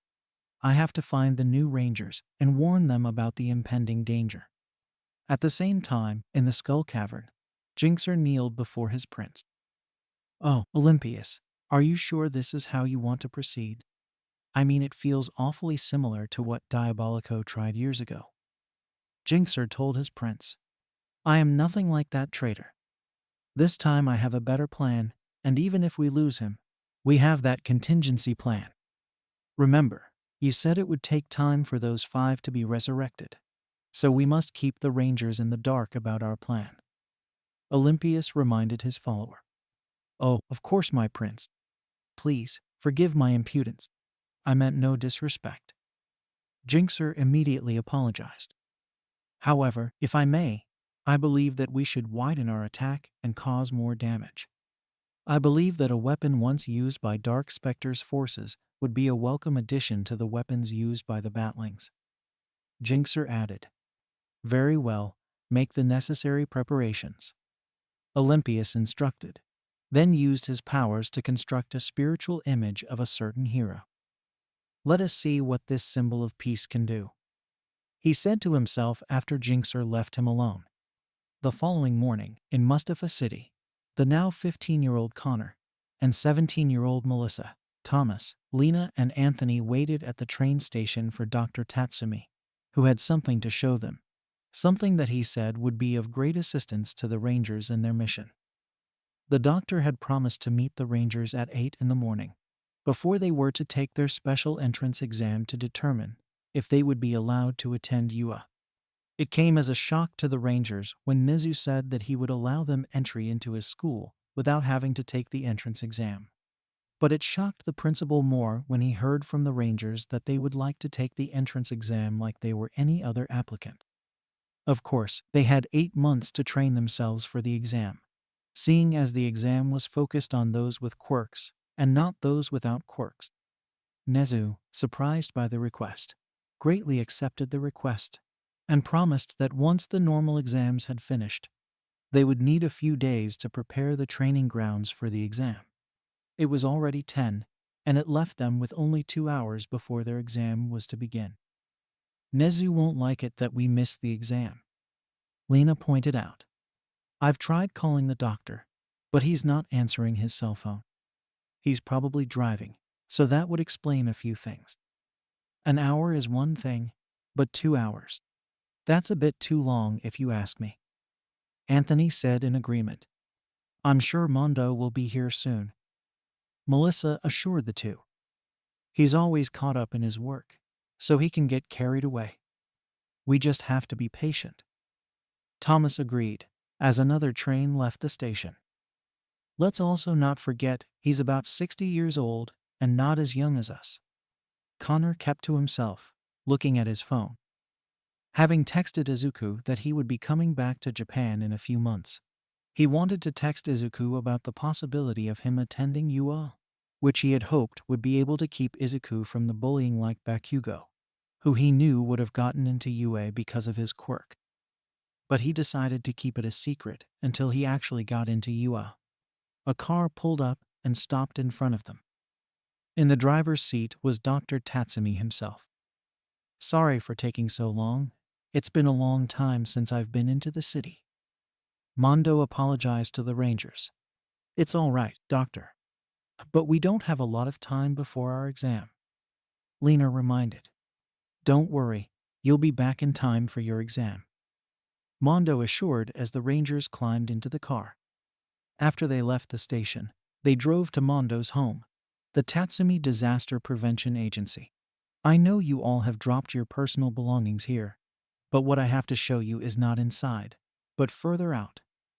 Mondo told the rangers as they walked into the building, only to be surprised when the walls near the kitchen opened up to reveal secret transport tube that took them under the ocean at a speed unlike anything the rangers had ever experienced before they finally saw it. The rescue bay from the old Aqua base. I'm sure David told you how I've been working on your Zords. Well, we were able to salvage the remains of the rescue bay and convert it into a new super rescue lab. Everything from your weapons to the newest Zords will be developed here, and I have been assured that the demons will not be able to hijack the Zords at all. Assured by who? Connor asked. That would be me, a voice said. Arriving on the nearby lift, a young African-American woman in their late teen or early 20s dressed in a lab coat, with black hair, blue eyes, glasses, stockings, and heels. After all, my great-grandmother invented the technology used by the original Lightspeed Rangers, including my great-great-grandfather. The woman said, removing her glass from her eyes. Allow me to introduce to you to my assistant and leader of the team that will assist you in defeating these monsters. Jessica Rawlings, the descendant of Joel Rawlings and Angela Fairweather. Mondo introduced. Oh, I know of you. You graduated high school at the age of 15 and went on to attend the Tokyo University of Science, graduating at only 19 years old. The youngest scientist in history with skills rivaling that of my papa. Melissa exclaimed. Well, Dr. Shields is one of my idols, and I want to be just like him one day. Jessica admitted.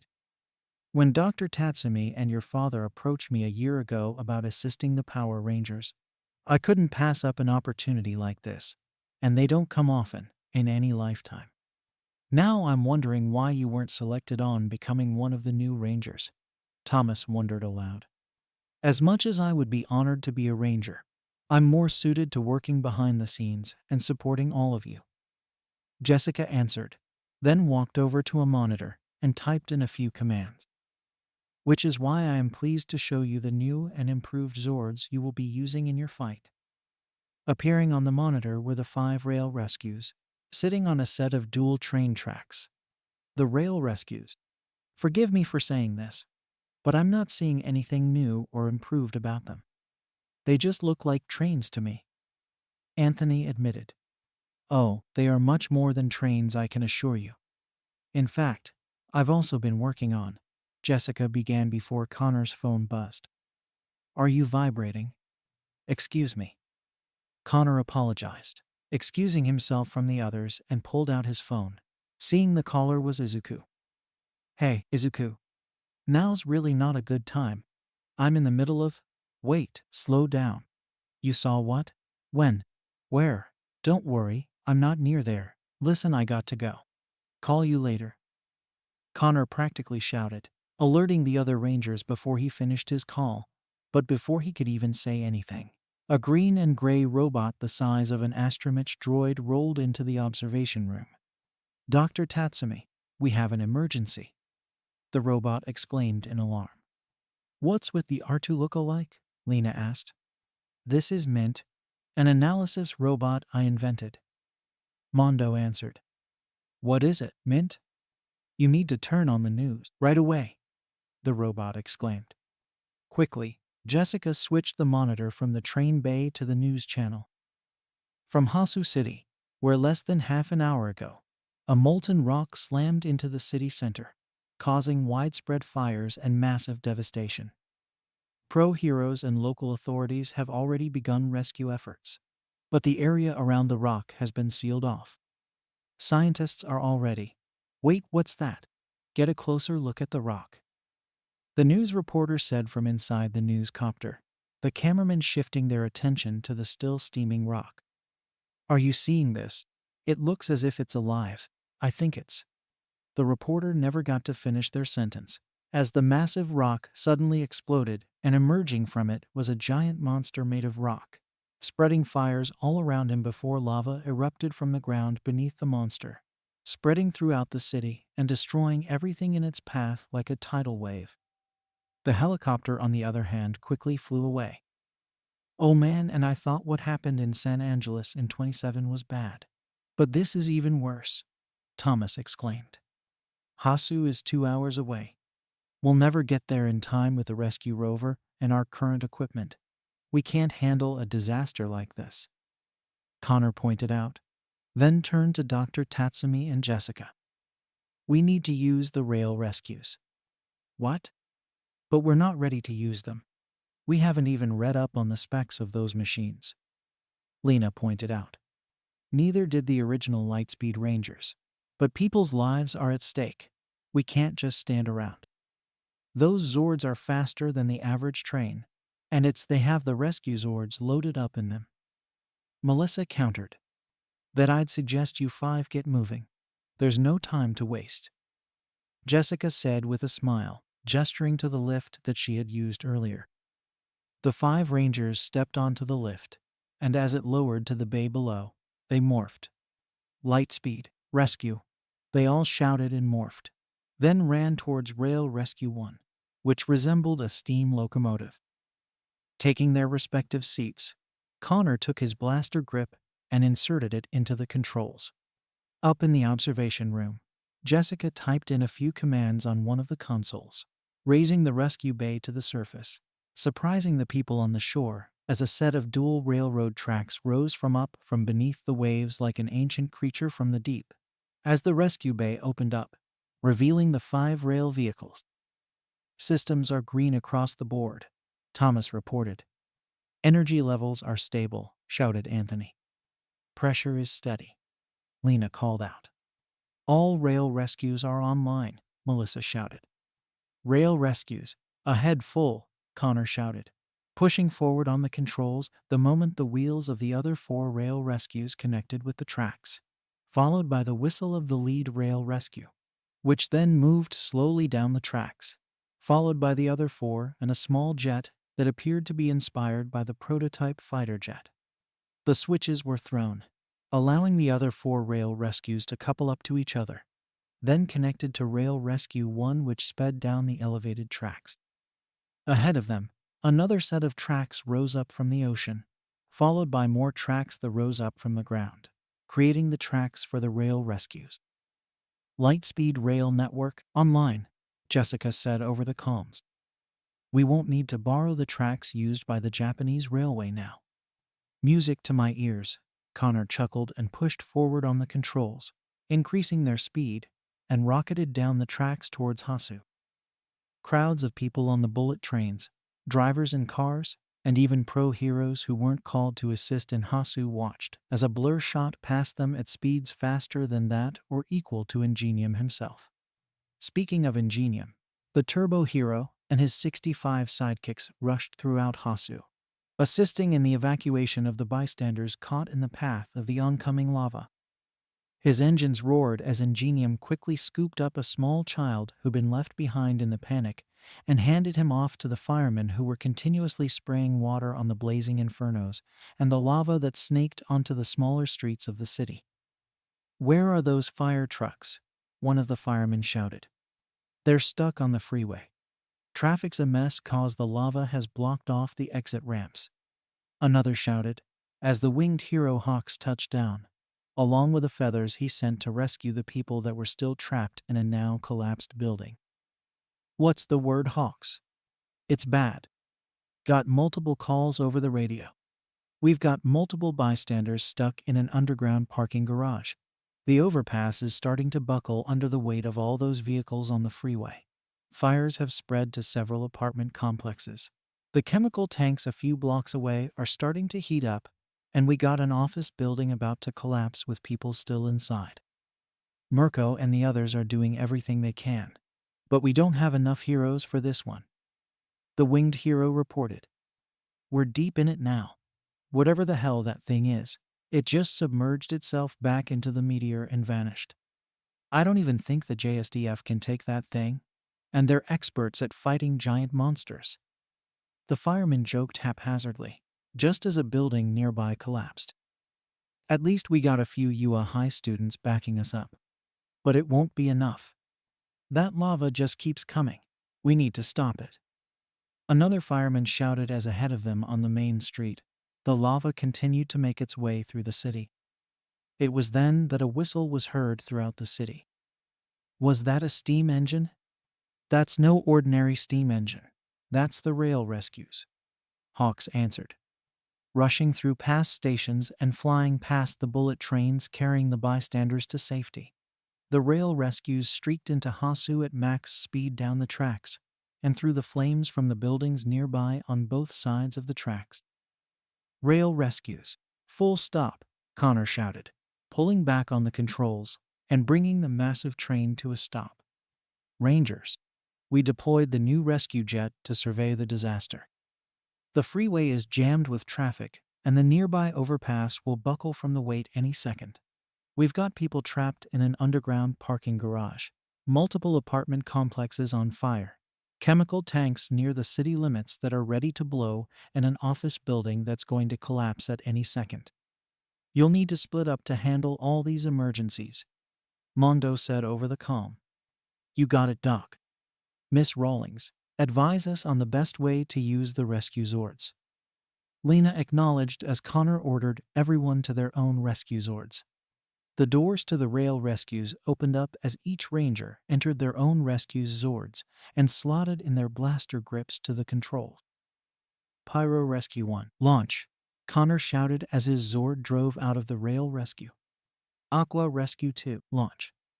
Aero Rescue 3, launch. Has Rescue 4, launch. Med Rescue 5, launch. A fire engine, water tanker, VTOL, armored hazmat truck and ambulance exited the rail rescues and headed towards the disaster area, much to the relief of the firemen and some of the heroes. Melissa, clear that freeway. Lena, head for the parking garage. Anthony, the chemical tanks are all yours. Thomas, the apartment complex. I'll head for the office building. Let's do it, Rangers, Connor instructed. Got it. The Rangers acknowledged and headed for their designated areas. Car horns echoed around the freeway as the backup continued to grow longer and longer, blocking off the firemen who were trying to rush to the scene of the disaster. Police officers tried to guide the drivers off the freeway, but a tanker further down the freeway had blocked off several off-ramps, further straining the overpass. Med Rescue 5 rolled slowly down the other end of the freeway, lowering its ramp before Melissa addressed the bystanders. Please make your way into the back of the rescue vehicle in a calm and orderly fashion. We need this freeway clear for the firemen. Melissa instructed over the Zord's loudspeaker. The drivers drove into the rescue vehicle, filling it up to capacity before its back doors closed up, then drove away to a location further down the freeway, offloading its cargo. Freeway is clear, Melissa reported. The ceiling of the parking garage had caved in, trapping multiple civilians in the garage, which was filling up with smoke, forcing those still trapped to stay low to the ground. By the rubble, pro-heroes Death Arms and Mirko were bashing their way through the rubble. But there was more than they thought there would be. Damn it. I'm the kind of hero who prefers to fight. But this kind of work is really making me angry, Mirko cursed. Just keep punching away at this rubble. We need to get those people out of there, Death Arms shouted to the rookie. Yeah, I know that old-timer, Mirko teased, kicking the rubble with a large and powerful kick that shattered into tiny pieces. We're getting nowhere with this. Clear the area, heroes, came the voice of Lena, which echoed around the garage as Has Rescue 4 drove into the garage, spinning around in a 180-degree turn, then deployed a massive claw from its back, then drove towards the rubble, smashing through it, giving the heroes an opening. The claw then rose up, bracing the ceiling as heroes and paramedics moved in to help the injured. Damn. Mirko whistled impressively. That is one badass vehicle. Just glad I could help, Lena said, driving her vehicle out of the garage and back to street level. 10 blocks away, near the city limits, firemen doused the flaming chemical tanks with water, trying to put the flames out. The tanks were filled with 20,000 gallons of natural gas, enough to take out everything within 20 city blocks. Fire trucks were running empty out of water.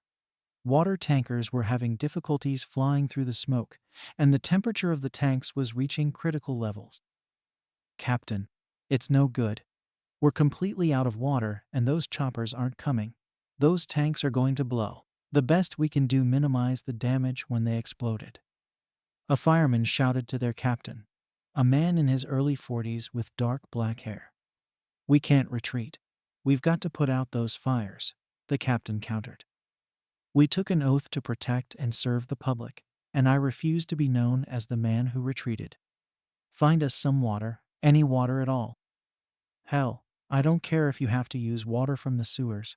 Just get me some water. Get ready to get wet," Anthony shouted over his Zord's loudspeakers as Aero Rescue 3 roared overhead at top speed, with its bay doors open. As it flew over the chemical tanks, water dropped from the bay, dousing the flames and the tanks in a single pass, but still the fires raged. Bringing his Zord around, Anthony made another pass at the fires, using the rest of the water in his bay, finally putting the blaze out. "That should keep those tanks from exploding. You guys can handle the rest. I need to fill up on more water," the Green Ranger informed the firemen, flying towards the reservoir to refill his Zord's water tanks. Back in the city, the fires at the apartment complex continued to burn at an alarming rate as the lava continued to flow down the street behind it. Firemen on ladders tried to get close to the apartment complex so they could rescue the people still trapped inside. But the fires were burning out of control and blocking all possible entrances. Water from the hoses on the ladders were opened up and dosing the flames, but the fire was still spreading rapidly throughout the building.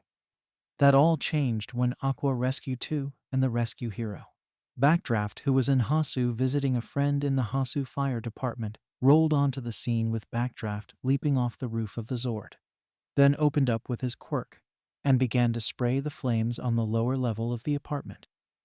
"Thanks for the lift, Blue Ranger. I've got the bottom floors. You take care of the rest," Backdraft shouted to Thomas. "You got it. Water cannons, fire!" Thomas shouted and pulled the trigger, firing his Zord's water cannons at the building and dosed the flames on the upper floors, allowing the firemen on the ladders to get inside the building and began to evacuate the civilians still trapped inside. "Apartment complex is under control. Connor, what's your status on the office building?" "Arriving on the scene now, Thomas," Connor shouted as he brought his Zord to a stop, directly in front of the office building, which was beginning to list towards the rest of the city. "Activating stabilizers," Connor shouted, as the front and back bumpers of his Zord dug into the ground, while the back of his vehicle rose up and a pair of arms shot forward towards the building, gently grabbing hold of the building. "I got a good grip on the building," Connor said over the radio. Just then, numerous branches shot out from the front of the Zord, coming from Shinji Nishia. Akakamui Woods rose up and grabbed hold of the civilians close to the broken windows, lowering them safely to ground level as firemen and paramedics escorted them away from the damaged building.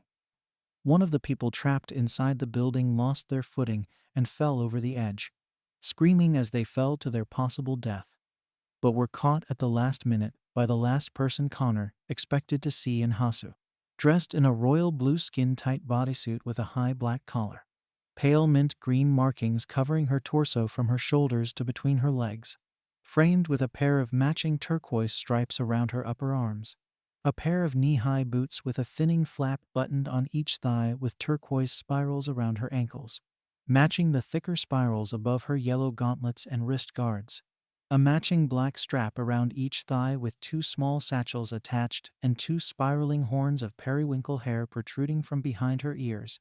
Nejire Hato caught the falling man and brought them safely to the ground. "Glad I caught you just in time," Nejire said, then turned to the rescue Zord. "Hey, Connor. Didn't think I'd be seeing you so soon." From underneath his helmet, Connor's face turned bright red as his Zord, but he quickly regained his focus. "That's the last of the civilians. Red Ranger, pull back from the building," Kamui shouted. Connor did as instructed, retracting his Zord's ladder armsand stabilizers, putting his Zord into full reverse just as Ken Nishiyama, The pro hero known as Cementos braced the building with cement until it could be safely stabilized. All disasters have been handled. Let's regroup and try to stop that lava, Connor instructed his teammates. But he was soon interrupted. Somebody help us, please. We're stuck in the building. Help. A woman screamed. I can't get a lock on the location of the voice. Anyone got a fix on it? Connor shouted. He soon had the location, given to him by the rescue jet, a tower leaning slightly towards its side. Switching his helmet's visor, he found 4 heat sources. 2 adults and 2 children were stuck inside the elevator of the building. Confirming 4 bystanders, 2 adults and 2 kids. They're trapped in the elevator of that building. Let's move it, guys. Roger. The other 4 rangers replied and headed towards the disaster zone, followed by Nejire herself. As the rangers and Nejire headed for the building, down in the streets of Hasu, a small black Labrador puppy with a white stripe on its chest was tied to a bike rack by a piece of rope as the lava flow approached the small dog, which was trying to chew through the rope. Just when it seemed that the dog was about to be burned alive, the dog was suddenly scooped up by a pair of muscular hands with the rope having snapped off. Can't have a young life such as yours be cut short. Back with the rangers and Nejire. 2 towers near the other tower collapsed in front of the Zords, while a pool of lava surrounded the leaning tower. Not good, Anthony said aloud. The building is surrounded by lava. There's no way we can to it, Thomas exclaimed. We need to cool that lava, Connor deduced. Anthony, you got enough water to handle it. Are you crazy? Anthony shouted. I can't do this alone. My bird doesn't have enough power to do it alone. You don't have to do it alone, Mondo said over the radio as he and Jessica appeared on the monitor of their rescue Zords. Anthony, lower your magnetic hooks and lift up Thomas's Zord. Lena, Melissa, you need to position your Zords directly below Thomas's Zord for this to work. You got it, Doc. Anthony replied and positioned his own Zord over Thomas's Zord, lowering a set of magnetic hooks down onto Aqua Rescue 2 as its back split open and spread out. The hooks latched onto the Zord, which was then pulled up into the air as Has 4 and Med 5 raised themselves up into the air, forming a pair of legs which Aqua 2 was lowered into, forming the machine known as the Hydro Walker. Better than at St. You got it from here, Thomas? Anthony asked. Thanks for the help, Anthony. Thomas replied as Arrow 3 flew away. Activating water cannons. Thomas shouted and pulled the trigger, blasting out water from its cannons as it moved slowly towards the molten rock and the tower, cooling it down and causing the lava to dam itself up, creating a path. All right, Thomas. Looks like we got a regular Moses with us. We got a path. Lena praised, joining Connor, Melissa, and Nejire in the cockpit of Pyro 1. Suneater could certainly learn a few things from all of you about not letting his anxiety get the better of him. Nejire said. Hang on, girls. This might get a little bumpy. Connor advised, driving his Zord onto the hardened lava, bringing it to a stop directly in front of the building. Like before with the office building, he activated his stabilizers which dug into the ground, then shot his Zord's ladder arms into the building, leaving a large hole in the side of the building. The right arm of the Zord raised itself towards the hole, carrying Connor, Melissa, and Lena, while Nejire flew up to the hole with her quirk, as the ceiling started to cave in slightly. We don't have a lot of time. We got to find those people. Come on, Connor shouted. Right. Lena, Nejire, and Melissa acknowledged and ran in different directions. Melissa leapt over a fire, protected by her suit. Nejire flew up a shaft with Connor holding her hand. But it was Lena who found the elevator, which was directly below a fire. I found them, Lena shouted, rappelling down to the elevator's roof, then pulled open the hatch to the elevator. They are all right, but they're out cold, she called out. Suddenly, the building shook, causing one of the cables to snap. Not good. Running to the door, Lena tried to pry it open, but it wouldn't budge. Need help, elevator 5, she shouted through her helmet. We're on it, Connor shouted back, with Nedjire by his side, both trying to pry the door open. But it was welded shut by the heat. The building is not going to last much longer. We need to get them out of here, Melissa said as she arrived. We're not leaving anyone behind, Connor said with his fists clenched. People's lives are the Earth's future, and we won't abandon anyone in need. All Might wouldn't do it, so neither are we. Then call the rescue bird, Red Ranger. It's all fixed and ready for use, Jessica said through the comms. Bringing his hand to his helmet, Connor did as instructed. Rescue bird, he shouted. Launching from the rescue bay, the rescue bird flew towards the tower before it separated into 5 components: a drill, a pair of claws, a cutter, a laser, and an injector. Connor caught the drill and Melissa caught the injector, which she attached to her rescue blaster and sprayed the fire that had reached them, while Connor attached the drill to his blaster and began to cut through the door. On the other side of the elevator, Lena moved the parents and their children back before the elevator door was pulled open. Never doubted you guys for a second. Lena smirked underneath her helmet. Thanks later, we got to get out of here, Connor reminded the Yellow Ranger, picking up one of the children and running back towards the hole. Nedjire helped the father, while Melissa helped the other child and Lena the mother. You guys better hurry. That monster's coming back, and he doesn't look happy, Anthony exclaimed over the radio. We're almost there, Melissa replied as they ran down the hallway and turned a corner. They had almost made it to the hole when the ceiling above them collapsed. We're trapped. This isn't good, Melissa exclaimed. Anyone got any ideas? Lena asked. I could use my quirk and blast our way through, but that might bring down the building depending on the output I use, Nedjire pointed out. If we double back, we'll be caught in the collapse, Connor added. Suddenly, the building shook again, much to the surprise of the Rangers and Nedjire, followed by a voice, Texas smash. To their surprise, the debris was blown out of the way and standing before them, dressed in a skin-tight blue bodysuit that was decorated with a red symbol that resembled a Y, designed with white diamond at the center with white lines connected to it, which traced from his chest to his back shoulders, trimmed to the symbol which appeared to have wings on the side that ran atop the torso before ending around their back. Over the symbol was a similar red and white design that was absent of the white diamond. Large white patches lined with red covered each side of their hips before ending at their lower thighs, where a large gold belt with silver buckle and red eyes rested. Their forearm sleeves were colored in gold with white lines on each of them covered by blue accents on his wrists with spiked fins on the sides of their arms, while his feet were covered in shin-length gold boots trimmed with white and red accents. The bright smile and golden hair were a dead giveaway to the identity of the man. Fear not, Rangers, I am here to assist you. All Might, they exclaimed. Let's get these bystanders out of here, then we can talk later, All Might told the Rangers and Nedjire, running into Pyro One's arms. Miss Hado, Yellow Ranger, Pink Ranger, get these people somewhere safe. Red Ranger, pull back your Zord. You can't save this tower. The number 1 hero instructed. I didn't plan on sticking around here any longer, Connor said as the massive arms lowered the group to the ground, with Lena, Nedjire, and Melissa leading the civilians to safety, while Connor ran back to his Zord and retracted his latter arms.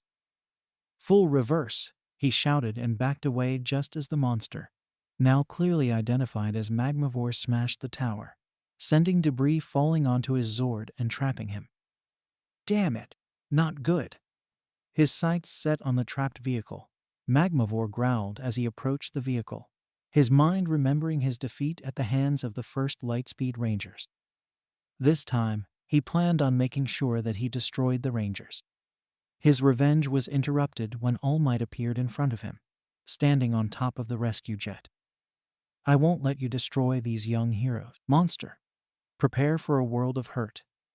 All Might shouted as he leapt off the mini-jet, then spun in a frontal somersault, gathering momentum before he punched the monster in the head.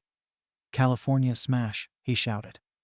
His punch hit Magmavore hard on the head, causing the monster to stumble backwards a few feet. "All right, all might," Connor cheered, just as he felt something attached to his Zord. "Anthony? Who else were you expecting?" "Endeavor?" Anthony joked, pulling back on his controls, and brought Pyro 1 into the air.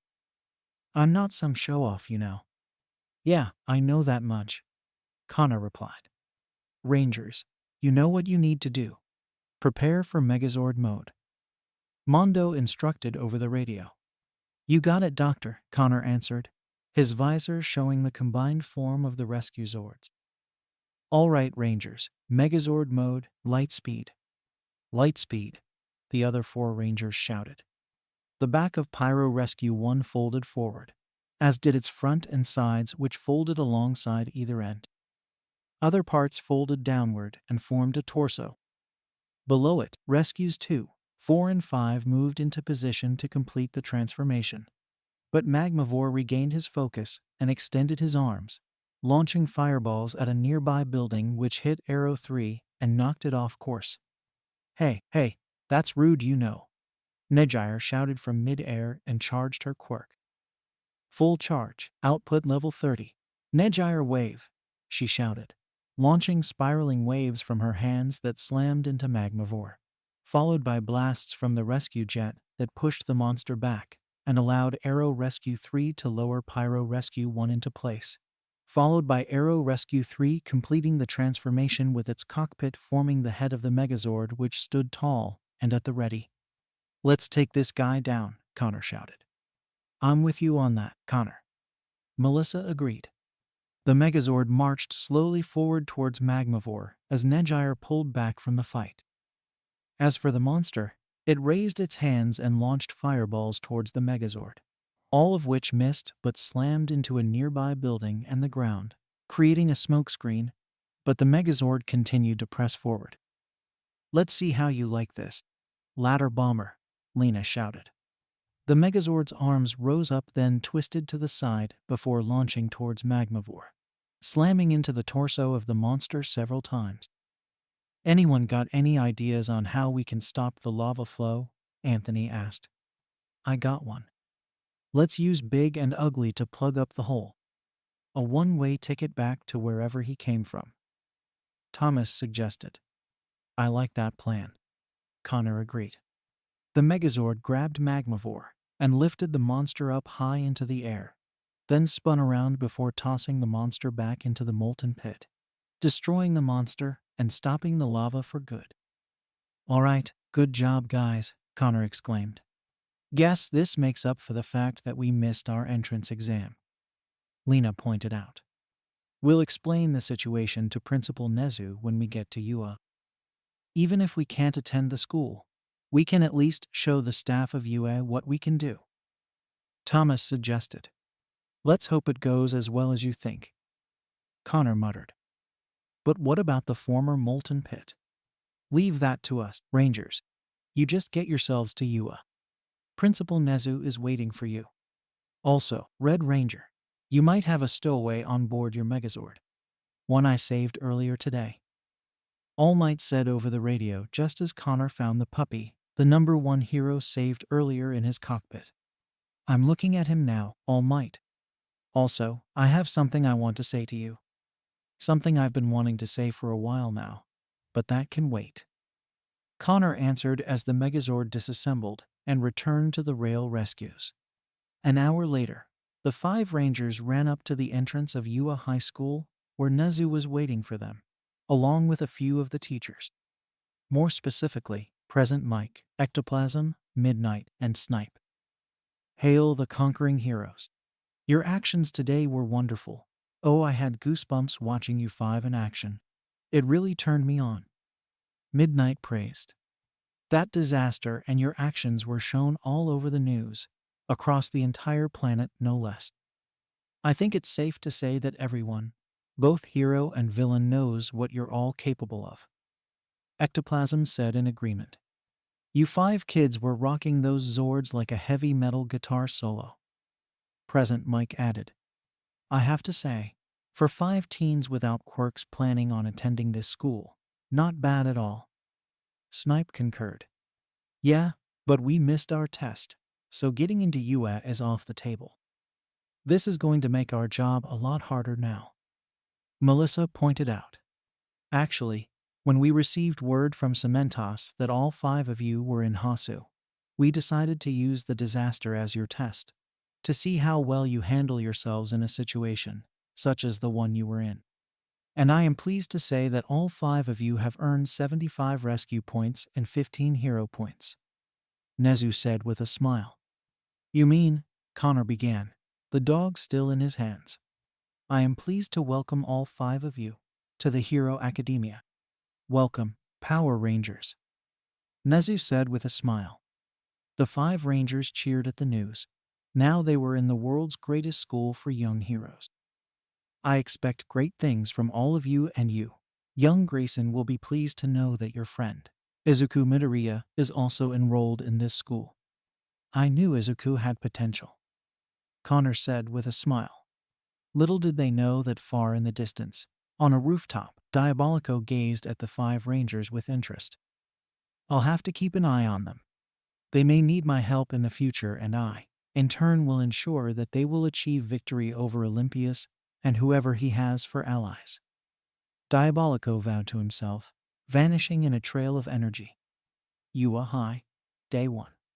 Of all the times in his life that Izuku was nervous, one of those moments now included standing in front of the gigantic doorway to Hero Course Class 1A, which was probably built for giants. The sight made him sweat nervously. Maybe I got the wrong room. I don't think this is the right place, Izuku stuttered, wearing the student uniform of Yua High School. Well, being as there's no other place around the place, I reckon this must be the place, I reckon, came the voice of Connor from behind him, causing Izuku to jump in surprise as his American friend stood wearing the same uniform as he was and a blue baseball cap, only for Izuku to fall flat on the floor. And here I was hoping that I would surprise you, not make you fall on the ground, Connor deadpanned. Connor? Toby, what are you doing here? Izuku asked. Didn't you know? I'm in this class, Connor answered. Wait, you're attending UA? I thought only those with quirks could attend this school, Izuku asked, getting back to his feet. Nah, Connor shrugged. Principal Nezu told me and my friends that it was just a rumor that was started years ago. Anyone can attend the school, regardless of if they have a quirk or not. And that's a good thing for me and my friends, considering our powers. You mean you have a quirk? Izuku asked again. Not a quirk, but I'll explain it to you later. For now, let's get inside before we're late, Connor answered and slid open the door. But what they found was not what they expected. Take your feet off that desk, came the stern voice of a blue-haired glasses-wearing boy, also wearing the same school uniform as Izuku and Connor, who took off his baseball cap once he entered the room. Both of them looked around and saw their fellow classmates. One was a flamboyant blonde-haired boy with sparkling blue eyes, while another was a rather tall and muscly guy with white hair, wearing a blue face mask that covered one eye. One was a girl with pink skin with horns, another was a large guy with an angular rocky-looking body, and one who had the head of a bird, followed by a girl with black hair done in a rather large ponytail with a single bang over her eye.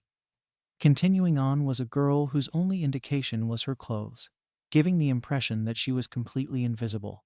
A girl with long green hair and large eyes, a tall blonde-haired boy with a tail with yellow hair at its tip, a boy with spiky red hair and sharp teeth, a girl with earphone jacks on her ears, a large boy with spiky brown hair, a boy with a black lightning bolt-shaped streak in his hair, and a boy with a burn mark on the left side of his face, with heteromorphic eyes and half white and red hair, and a boy with straight black hair that was spiked downwards.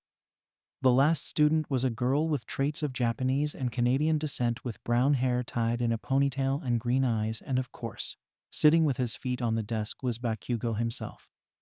It's already the first day and you're disrespecting this academy by scuffing school property, you cretin, the glasses boy said with anger. You're kidding me, right? Did your old school put a stick up your ass? Or were you born with it? Bakugo scoffed. And now we have this guy to deal with. Why am I not surprised? Connor deadpanned. The glasses boy cleared his throat and held out his hand to Bakugo. Let's start over. I'm Tenya Ida from the Sumi Private Academy. The now named Tenya introduced. Sumi, huh? So, you think you're better than me? I'm gonna have fun tearing you a new one. Bakugo said with a laugh. You would threaten me? Your own classmate? Are you sure you're in the right place? Ida said with a gasp before he spotted Izuku and Connor. His eyes focused on Izuku. Huh, it's him. The other students murmured, while Izuku gasped and started to sweat like crazy. So, they seem to be staring at you like you're famous or something. Anything you want to tell me? Connor asked. I took out the zero-pointer villain in the entrance exam with one punch and destroyed it. Izuku admitted, sheepishly. I'm sorry, you did what? Connor asked. Because I thought you said you took out a villain with one punch in the entrance exam. He repeated. I did. Izuku answered, then turned to Ida, who walked over to them. Hi. Good morning. My is Tenya Ida from the Sumi Private Academy. I believe you and I met before. Ida said with a bow. You two know each other? Connor asked. Yeah, we met during the exam. Izuku told Connor, then turned back to Ida. I'm Izuku Midoriya. It's super nice to meet you. Tenya lowered his head respectfully to Izuku before speaking again. Midoriya, you realized that there was something more to the practical exam, didn't you? You must be very perceptive, and I want to apologize for my judgment about you. I admit, as a student, you're far superior to me. Did something happen between the two of you? Connor asked. You could say that, Izuku answered. Ida seemed to think I was planning on breaking another applicant's concentration when I was trying to thank them for stopping me from falling face first into the pavement. Oh, is that all? Connor asked, looking at Ida, and then held out his hand. Well, as they say, let bygones be bygones. My name's Connor Grayson. I'm a friend of Izuku's. Nice to meet you, Ida. A pleasure to meet you, Ida said, shaking Connor's hand. I don't believe I saw you at the exam. Were you accepted based on recommendation? Ida asked. Well, it's not a recommendation, as you say. It's kind of, Connor began before someone else spoke up. Hey, I recognize that messed up hair. Falling boy, came the voice of a girl with auburn hair and auburn eyes, whose voice made Izuku gasp in surprise. That was an amazing punch. Thanks. I guess I should be thanking you for talking to judges on my behalf, Izuku said, confusing the girl. From what Connor heard, the girl went in and talked to present Mike about the results of the practical exam, begging that some of her points were given to Izuku after he saved her life during the exam. Though it was unnecessary, Izuku was awarded a total of 60 rescue points, despite not earning any combat points. Bakugo, however, just glared at Izuku, thinking back to the day he questioned how Izuku somehow got a quirk and managed to get into UA. Bakugo was under the firm belief that Izuku cheated, having vowed that he would be the only student from their junior high school to enter UA. But all he got for an answer was that someone told Izuku he could be a hero, and that he couldn't stop him. One way or another, he was going to get to the bottom of this. Well, it looks like things are already shaping up to be an interesting year, Connor said, putting his backpack down by his desk. Anyone else notice the sleeping bag behind the desk? Or is it just me? What sleeping bag? The girl with earphone jacks asked. At least someone noticed me. A voice came from behind the desk as the tired face of a man in a sleeping bag rose up and unzipped the bag, revealing a tall man with long, scraggly hair and black clothes along with a gray scarf. Welcome to US Hero Course. It took the rest of you 8 seconds before you all shut up. That's not going to work. Time is precious. Rational students would understand that. the man said. Who is this guy? If he's here, then he must be some kind of a pro. But he looks so worn out. Izuku thought to himself as he, Ida, and the girl called Ochako Yoroka took their seats. I'm Shota Aizawa, your teacher. The man introduced, causing the students to gasp before he handed the students their pea clothes and asked them to follow him outside. Once they were outside, Aizawa explained the reason they were outside. What? A quirk assessment test? The students asked at once. But orientation, we're going to miss it, Ochako pointed out. If you really want to make the big leagues, you can't waste time on pointless ceremonies. Aizawa answered, causing the students to gasp, save for Connor. Here at UA, we're not tethered to traditions. That means that I get to run my class however I see fit. You've been taking standardized tests most of your lives, but you never got to use your quirks in physical exams before. The country's still trying to pretend we're all created equal by not letting those with the most power excel. It's not rational. One day, the Ministry of Education will learn. After hearing what you just said, teach. I'm inclined not to question your methods and just go along with your plans. Connor said aloud, catching Aizawa's eyes. Oh boy, I think I might have doomed myself. You sure did, you quirkless loser, Bakugo said snarky. Wait, you don't have a quirk? The pink-skinned girl asked. Right, I almost forgot.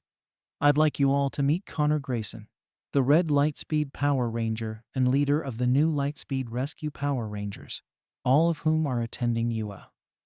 Aizawa introduced, resulting in a long silence before the students all exclaimed at once. He's the Red Ranger, they all shouted. Yeah, I am, Connor admitted, rubbing the back of his head sheepishly and revealed his morpher, then bowed to his fellow students. Like Mr. Aizawa said, my name's Connor Grayson, and I am the Red Ranger. It's nice to meet you all, and I hope we can all become friends. Now with that out of the way, Aizawa began, then turned to Bakugo. Bakugo, you managed to earn the most points in the entrance exam. What's the farthest distance you've thrown a softball when you were in junior high? 67 meters, I think. Bakugo answered, catching the soft ball that Aizawa just threw to him. Right. Try doing it with your quirk. Anything goes, just stay in the circle. Aizawa instructed. As expected, for Izuku and Connor, Bakugo added a little extra power to his throw, shouting die, as he threw the soft ball a total of 705 meters. All of you need to know your maximum capabilities. It's the most rational way of figuring out your potential as a pro hero. Aizawa finished. I want to go. That looks like fun. The pink-skinned girl shouted excitedly. This is what I'm talking about. We get to use our quirks as much as we want. The boy with the triangular-shaped smile and oddly shaped elbows said with excitement. I don't think, Connor started to say before Aizawa turned to face the students. So, this looks fun, huh? The teacher started, causing students to gasp. You have 3 years here to become a hero. You think it's all going to be fun and games? Idiots. Today, you'll compete in 8 physical tests to gauge your potential. Whoever comes in last has none and will be expelled immediately. Like I said earlier, I decide how my class is run. If you don't like it, then you can go home. What? All the students shouted. Immediate expulsion. 8 tests. Crap. Not good. I can only use one for all at either 0 or 100% right now. I don't have any control yet. A huge test on the first day of school. What the crap am I gonna do? Izuku thought to himself in a panic. Okay, I take back what I said earlier. Don't you think that's a little much, Mr. Aizawa? Connor asked, speaking more for Izuku, who he noticed was sweating like crazy. Connor's right. You can't send one of us home. I mean, we just got here. Even it wasn't the first day. That isn't fair, Ochako agreed. Oh, and you think natural disasters are? Or power-hungry villains? HM. Or catastrophic accidents that wipe out whole cities? And don't think I've forgotten about the demons, and who knows what other villains that previous ranger teams have faced. Aizawa asked, resulting in the students murmuring amongst themselves. No, the world is full of unfairness. It's a hero's job to try and combat that unfairness. If you want to be a pro, you're going to have to push yourself to the brink. For the next 3 years, UA will throw one terrible hardship after another at you, so go beyond. Plus, Ultra Style. Show me it's no mistake that you're here. I don't approve of this kind of hazing, but you as the top hero program. I have no choice, Ada thought to himself. Time to blow these nerds away, Bakugo thought with a smirk. Why do I have a feeling that his threat of expulsion is no more than a deception? But what's wrong with Izuku? If he punched a zero-pointer villain with one blow during the exam, why does he look so nervous? Connor wondered in his mind. Now then, we're just wasting time by talking. Let the games begin, Aizawa said. For the next half hour, the students of Class 1 conducted partook in these 8 tests, showing their quirks which Connor observed to the detail. Ida's quirk was engine, giving him incredible speeds. Ochako's was zero gravity, allowing her to nullify the gravitational pull of anything she touched. But the downside of her power was that if she used it too much, she would vomit. Next up was the flamboyant French boy, Yugo Aoyama, whose quirk was a belly button laser, which if he used too much would give him a stomachache. Following Aoyama was Bakugo, whose quirk allowed him to turn his sweet into powerful explosions, which based on what Connor could see could cause a lot of collateral damage if he was reckless. Then, there was Hantasiro, who could generate tape from his elbows, Mizo Shoji, who could generate multiple limbs from his arms, Mina Ashido, who could spit out acid like a certain variant of a movie monster that once gave him nightmares when he was only 10 years old. The blonde-haired boy with a tail was Mashirawa Jiro, who Connor noticed that his tail was his quirk, acting as a third arm, while the blonde-haired boy with the lightning bolt-shaped streak of black hair, Denki Kaminari, had an electric type of quirk. The girl with the earphone jacks on her ears was named Kyoka Jiro, while the bird-head boy, Fumikage Takoyami's quirk was called Dark Shadow, which was an emitter-type quirk that acted like his guardian. Following them was Momo Yaoyorozu, who could use the lipids in her body to create any object she wanted. Toru Hagakure, who was always invisible thanks to her quirk. Koji Koda, who could communicate with animals. Rikido Sato, who could multiply his strength tenfold for 3 minutes for every 10 grams of sugar he consumed. The spiky-haired boy, Ejiro Kirishima's quirk could harden his entire body, protecting him from most physical attacks and making him a beast in melee combat. The last 2 students were Shoto Todoroki, who appeared to have 2 types of quirks, one of which was ice-based. But the last was a mystery. And finally, Laura Suliwa Karabuchi, the half-Japanese, half-Canadian girl. Her quirk turned her entire skeletal system into metal and allowed her to generate metal claws from her hands and feet. A lot of promising quirks in this class. Well, except Bakugo's.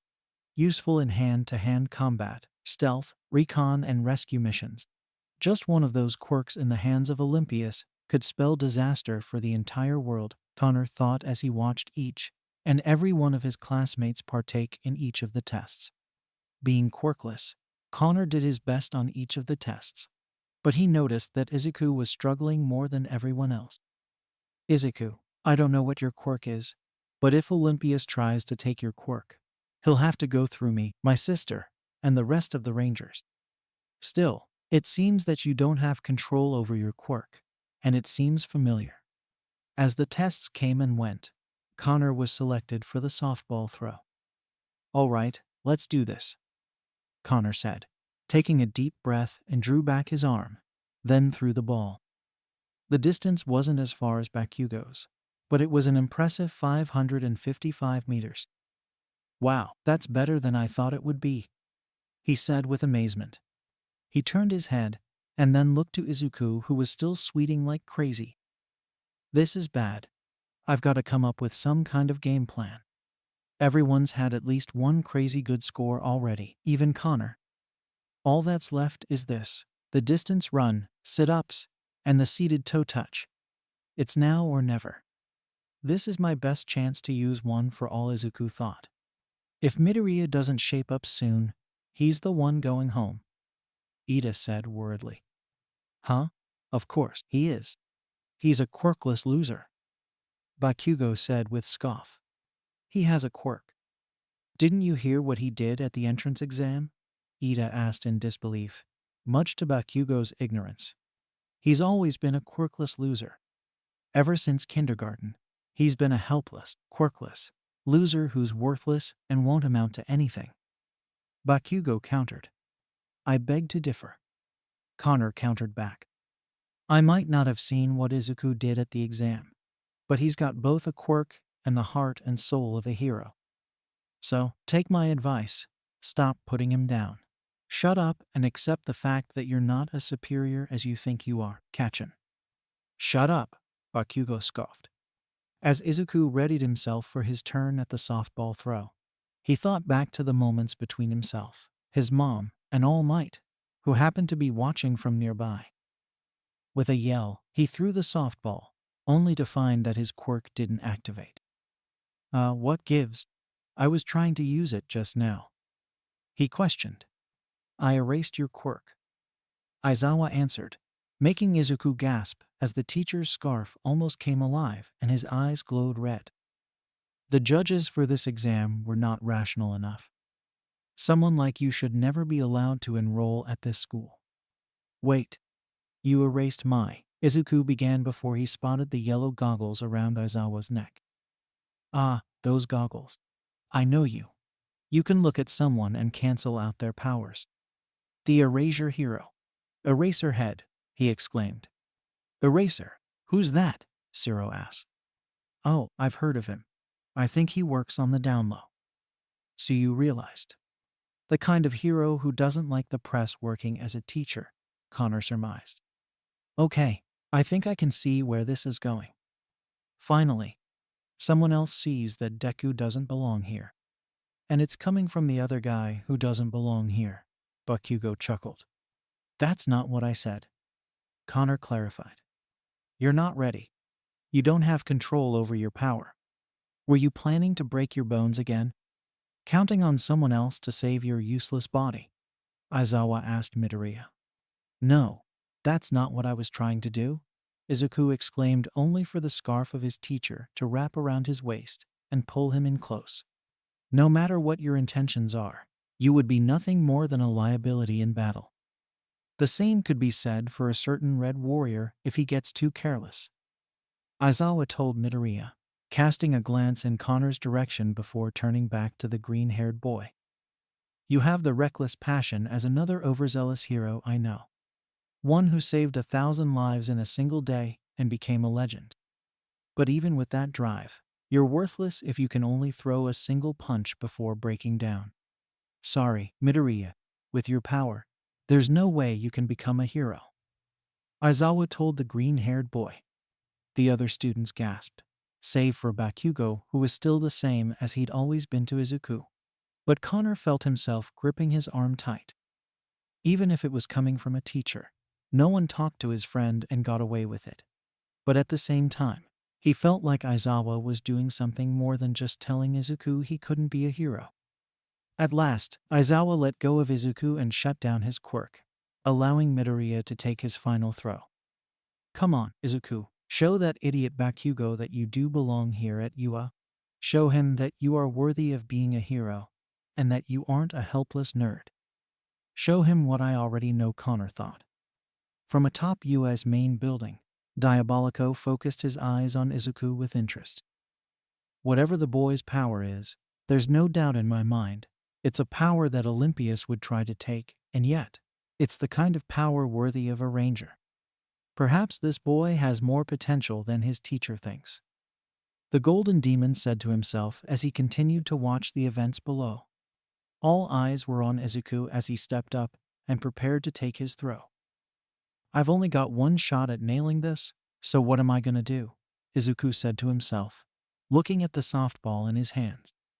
As he contemplated his options, His gaze turned back to Connor, who gave him a smile. That's right. Connor said he believes in me. So I have to believe in myself and show Mr. Aizawa that I do belong here. Still, I can't control my power. But I can't just give up either. Do I let the egg explode? It might be my only shot at staying at UA. I have to try something. No matter the consequences, Izuku thought to himself, pulling back his hands and the ball before he threw it. Mr. Aizawa was right about what he said. If I can't control my quirk, there's no way I'll ever become a hero. I have to work way harder than everyone else here if I want to succeed. Even if I have a lot to learn, I'll focus on what I can do right now. Smash, Izuku shouted, throwing the ball with all his strength and power through his fingertip, minimizing the injury while maximizing the throw for a total of 705.3 yards, causing the other students to gasp, while Mr. Aizawa looked at Midoriya, who was clutching his hand with a broken finger. Mr. Aizawa, you see? I'm still standing. This kid, the teacher said with an impressed smile, for one of the rare moments he ever was impressed. That's more powerful than anything I've ever seen. Diabolico said to himself from the roof. I knew he had potential, but damn, that's not what I was expecting. Connor said in disbelief. But a throw like that, did he channel all his power into the throw? I still can't even figure out what his quirk is, but it's still powerful and leaves a bit to be desired. He threw it over 700 meters, Kaminari exclaimed in disbelief. Nice. He's finally showing us his true power, Ochako praised. But his finger appears to be broken now, just like in the exam. This quirk is very peculiar, Ida observed. It wasn't a very pretty throw. Aoyama added. Pretty has nothing to do with it, Frenchie. In the tests or with our rankings. Connor pointed out. Bakugo, on the other hand, was at a loss for words, and his jaw had dropped. The last thing he ever expected to see was that Deku had a power like he showed, when he knew that the nerd never had a quirk when they were kids. It seemed impossible, and he felt like the kid he bullied for most of his life was up to something. He even started to remember what Izuku told him, that someone he looked up to told him that he had what it took to be a hero. I'm getting to the bottom of this, he growled. Hey, he shouted, resulting in a gasp from the other students, and Izuku as he charged at the nerd. Deku, you bastard! Tell me how you did that, Oregon, you're dead. Izuku screamed as Bakugo charged towards him with an explosive force and braced himself for what would have come. But to his surprise, he saw that Bakugo was soon wrapped up in Aizawa's scarf, preventing him from even using his quirk. What the hell? Why the hell is your scarf so strong? He cursed. Because it's a capture weapon made out of special metal alloy. Stand down. It'd be wise to avoid making me use my quirk so much. It gives me serious dry eye. Aizawa explained, his eyes glowing red once more. Too bad. That power is amazing. The students all said at once. Finally, Aizawa released his hold on Bakugo, and the tests resumed, with Izuku fighting through the pain on each and every test before they were finally concluded. Alright, time to give you your results. I've ranked you all from best to worst. You should probably have a good idea of your standing already. I'll just pull up the whole list. It's not worth going over each individual score. Aizawa said, pressing a button on his phone, and brought up a ranking board with the names of the 20 Class 1 students on it. The person ranked last is going to be expelled. And the only test I was any good at was the softball throw. Can I squeak by on that score alone? I bombed the rest of the challenges, Izuku thought, as he and everyone else looked at the results. First place, Momo Yaoyorozu. Second place, Shoto Todoroki. Third place, Katsuki Bakugo. Fourth place, Tenya Ida. Fifth place, Fumikage Takoyami. Sixth place, Mizo Shoji. Seventh place, Mashiro Ujiro. Eighth place, Ijiro Kirishima. Ninth place, Mina Ashido. 10th place, Ochako Uraraka. 11th place, Koji Koda. 12th place, Rikido Sato. 13th place, Tsuyu Asui. 14th place, Connor Grayson. 15th place, Laura Suliwa Karabuchi. 16th place, Hanta Siro. 17th place, Denki Kaminari. 18th place, Kyoka Jiro. 19th place, Toru Hagakure. 20th place, Yugo Aoyama. 21st place, Izuku Midoriya. Seeing his name at the bottom of the list, Izuku whimpered in defeat. I'm in last place. I failed, he thought. Connor noticed this and was about to comfort his friend when Aizawa revealed the truth. And I was lying. No one's going home. That was just a rational deception to make sure you gave it your all in the tests. What? The students yelled in surprise, save for Suliwa, who kept quiet. I'm surprised the rest of you didn't figure it out. I'm sorry. I guess I should have probably said something. You think? Came the shouts from Jiro, Kaminari, and Mina. All right, we're done for the day. Pick up a syllabus in the classroom. Read it over before tomorrow morning. Aizawa instructed. The other students headed back indoors, while he handed Izuku a slip of paper. Midoriya, take this and go have the old lady fix you up. Things are going to be tougher tomorrow when your actual training begins. Make sure you're prepared. As Izuku left, Connor, who was waiting for his friend, was about to join the others, but was called over by Aizawa, who wanted to discuss a few things with the Red Ranger. I didn't want to say this in front of the other students, but I'm against the idea of having the Power Rangers attending UA, Aizawa said bluntly. You believe that we're going to place the rest of the students and staff in danger, right? Connor guessed. I am. I know for a fact that the aquabase used by the original Lightspeed Rangers was infiltrated by batlings who destroyed the base with the Life Force Megazord, and who were able to take control of the Omega Megazord. An incident like those puts the safety of those attending UA in jeopardy. Aizawa continued. I understand your concerns, but I can assure you that the 5 of us being here at UA, it is all for the better. Connor countered.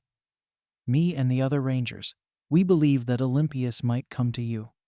When it comes to powering up his monsters. If the quirks one of your students is taken, it could be given to a monster, and they will become more dangerous. We didn't agree to Nezu's offer just so we could get rich and famous. That's what I wanted to hear, Aizawa said with a smile. Many students who apply to the hero course are only focused on becoming heroes so they can become famous. You 5 are different, like many others I've seen before. Let's just make sure that you don't slack off. We never slack off, Connor said, heading back inside, not noticing All Might nearby. The rest of the day went by quick, and by the end of the day, Izuku was tired after the nurse of UA, recovery girl, healed his finger, but left him extremely tired. As he walked to the door, he found Ida waiting for him. How's the broken finger? The engine user asked. Oh, it's doing fine, thanks to recovery girl, Izuku admitted, though he felt extremely tired. I was a bit concerned by Mr. Aizawa's approach to class, but I trust the school's judgment. UA is the top program. Even so, lying is downright immoral, Ida said, changing the subject. Sounds like you're a bit serious about school, Connor said to Ida, walking up behind them. But I can't disagree with your concerns, and I can't disagree with what Mr. Aizawa was trying to do. Just what was Mr. Aizawa trying to accomplish with the deception? Ida asked. That you'll have to find out for yourself, Connor said with a smile, kneeling down to catch a certain black object that was waiting for him at the entrance to UA. Hey, Cody, he said playfully as the black lab puppy that All Might saved from the lava jumped into his arms, licking his face like crazy. Okay, I get it, you missed me. I missed you too, boy. Connor laughed. You had your dog wait for you at school? Dogs aren't allowed on school grounds, Ida exclaimed. He wasn't waiting for me. He came up here all on his own. And yes, he is my dog. But it was All Might who gave the dog to me and the other rangers after he saved him. I kind of have a thing for dogs, and I already spoke to the principal about it. Connor explained. Besides, who could get mad at a face like this? Connor got back to his feet, holding his puppy in his arms, who then looked at Ida and barked happily. Well, I suppose if the principal allowed it, then I guess it's all right. Ida relented. But if he ends up disrupting our education, I will file a legitimate complaint to the school. Figured you'd say that, Connor said with a sweat drop. Hey, wait up, you three. A familiar voice called out from behind, revealing Ochako running towards them. Are you going to the station? I'll join you guys, she called out, then noticed Cody. Oh, a puppy. Oh, you're the Infinity Girl, Ida realized. Yeah, I'm Ochako Uraraka, Ochako introduced. Let's see. You are Tenya Ida. You are Connor Grayson. She then looked to Izuku. And your name is Deku, right? Midoriya. Deku? Izuku asked in shock. Yeah, isn't that what Bakugo called you during the fitness test? Ochako asked. Well, my name's actually Izuku. Deku's what Kaken calls me to make fun of me, Izuku admitted. That's unsportsmanlike, Ida said. Unsportsmanlike is putting it mildly, Connor added, resulting in Ochako and Ida looking at him. I also had the unlucky pleasure of knowing Bakugo when I was part of the student exchange program to the middle school that he and Izuku went to, and let me tell you, he's worse than what you've seen. Yet his quirk is very powerful, Ida pointed out. And that's where the problem is, Connor continued. From what I know, the moment Bakugo's quirk emerged, he became the full of himself, egotistical and a bully. He'd always bully those who were quirkless, and that he saw were beneath him. He even went as far as to throw Izuku's notebook out the window, and told him that if he wanted a quirk, he should take a swan dive off the building and pray he was reborn in the next life with a quirk. He said those things? Ochako asked. Yeah, and he even had the nerve to interrupt my report on the Power Rangers before I returned to the States. With that kind of attitude and personality, he's got a long way to go to become a hero, or the next #1 hero, Connor added, scratching the back of Cody's head. Such vulgar behavior, Ida exclaimed. You know what? I like Deku. It could make a great hero name. Plus, I think it sounds kind of cute, Ochako said, despite hearing everything that Connor said about Bakugo. Deku it is, Izuku said with a red face. Just like that? Weren't you saying that it was an insult? Tenya exclaimed in surprise. Paradigm shift. My whole world is upside down, Izuku exclaimed, almost hysterically. Wait, what? Ochako asked. I can explain it better tomorrow. Connor told the girl and headed off in the direction of Mondo's house, his dog in his arms and the first day of Hero High School behind him. But at the same time, he felt like he was being watched. At the very same moment, in another dimension, a ball of energy entered the skull cavern and manifested into the form of Jinxer, who knelt down in front of his prince, who was sitting on his throne. Oh, my prince, I have returned and have gathered the energy of several powerful foes for us to revive. I even went to Terra Venture and the ruins of Trakena's old ship to gather energy, Jinxer reported. Excellent work, Jinxer. How soon can you bring them back to the world of the living? Olympius inquired. I can begin the necessary preparations for the spell right away, my prince. Leave everything to me and I promise you will be not disappointed. Jinxer answered and left the throne room, leaving Olympius alone with a smile on his face.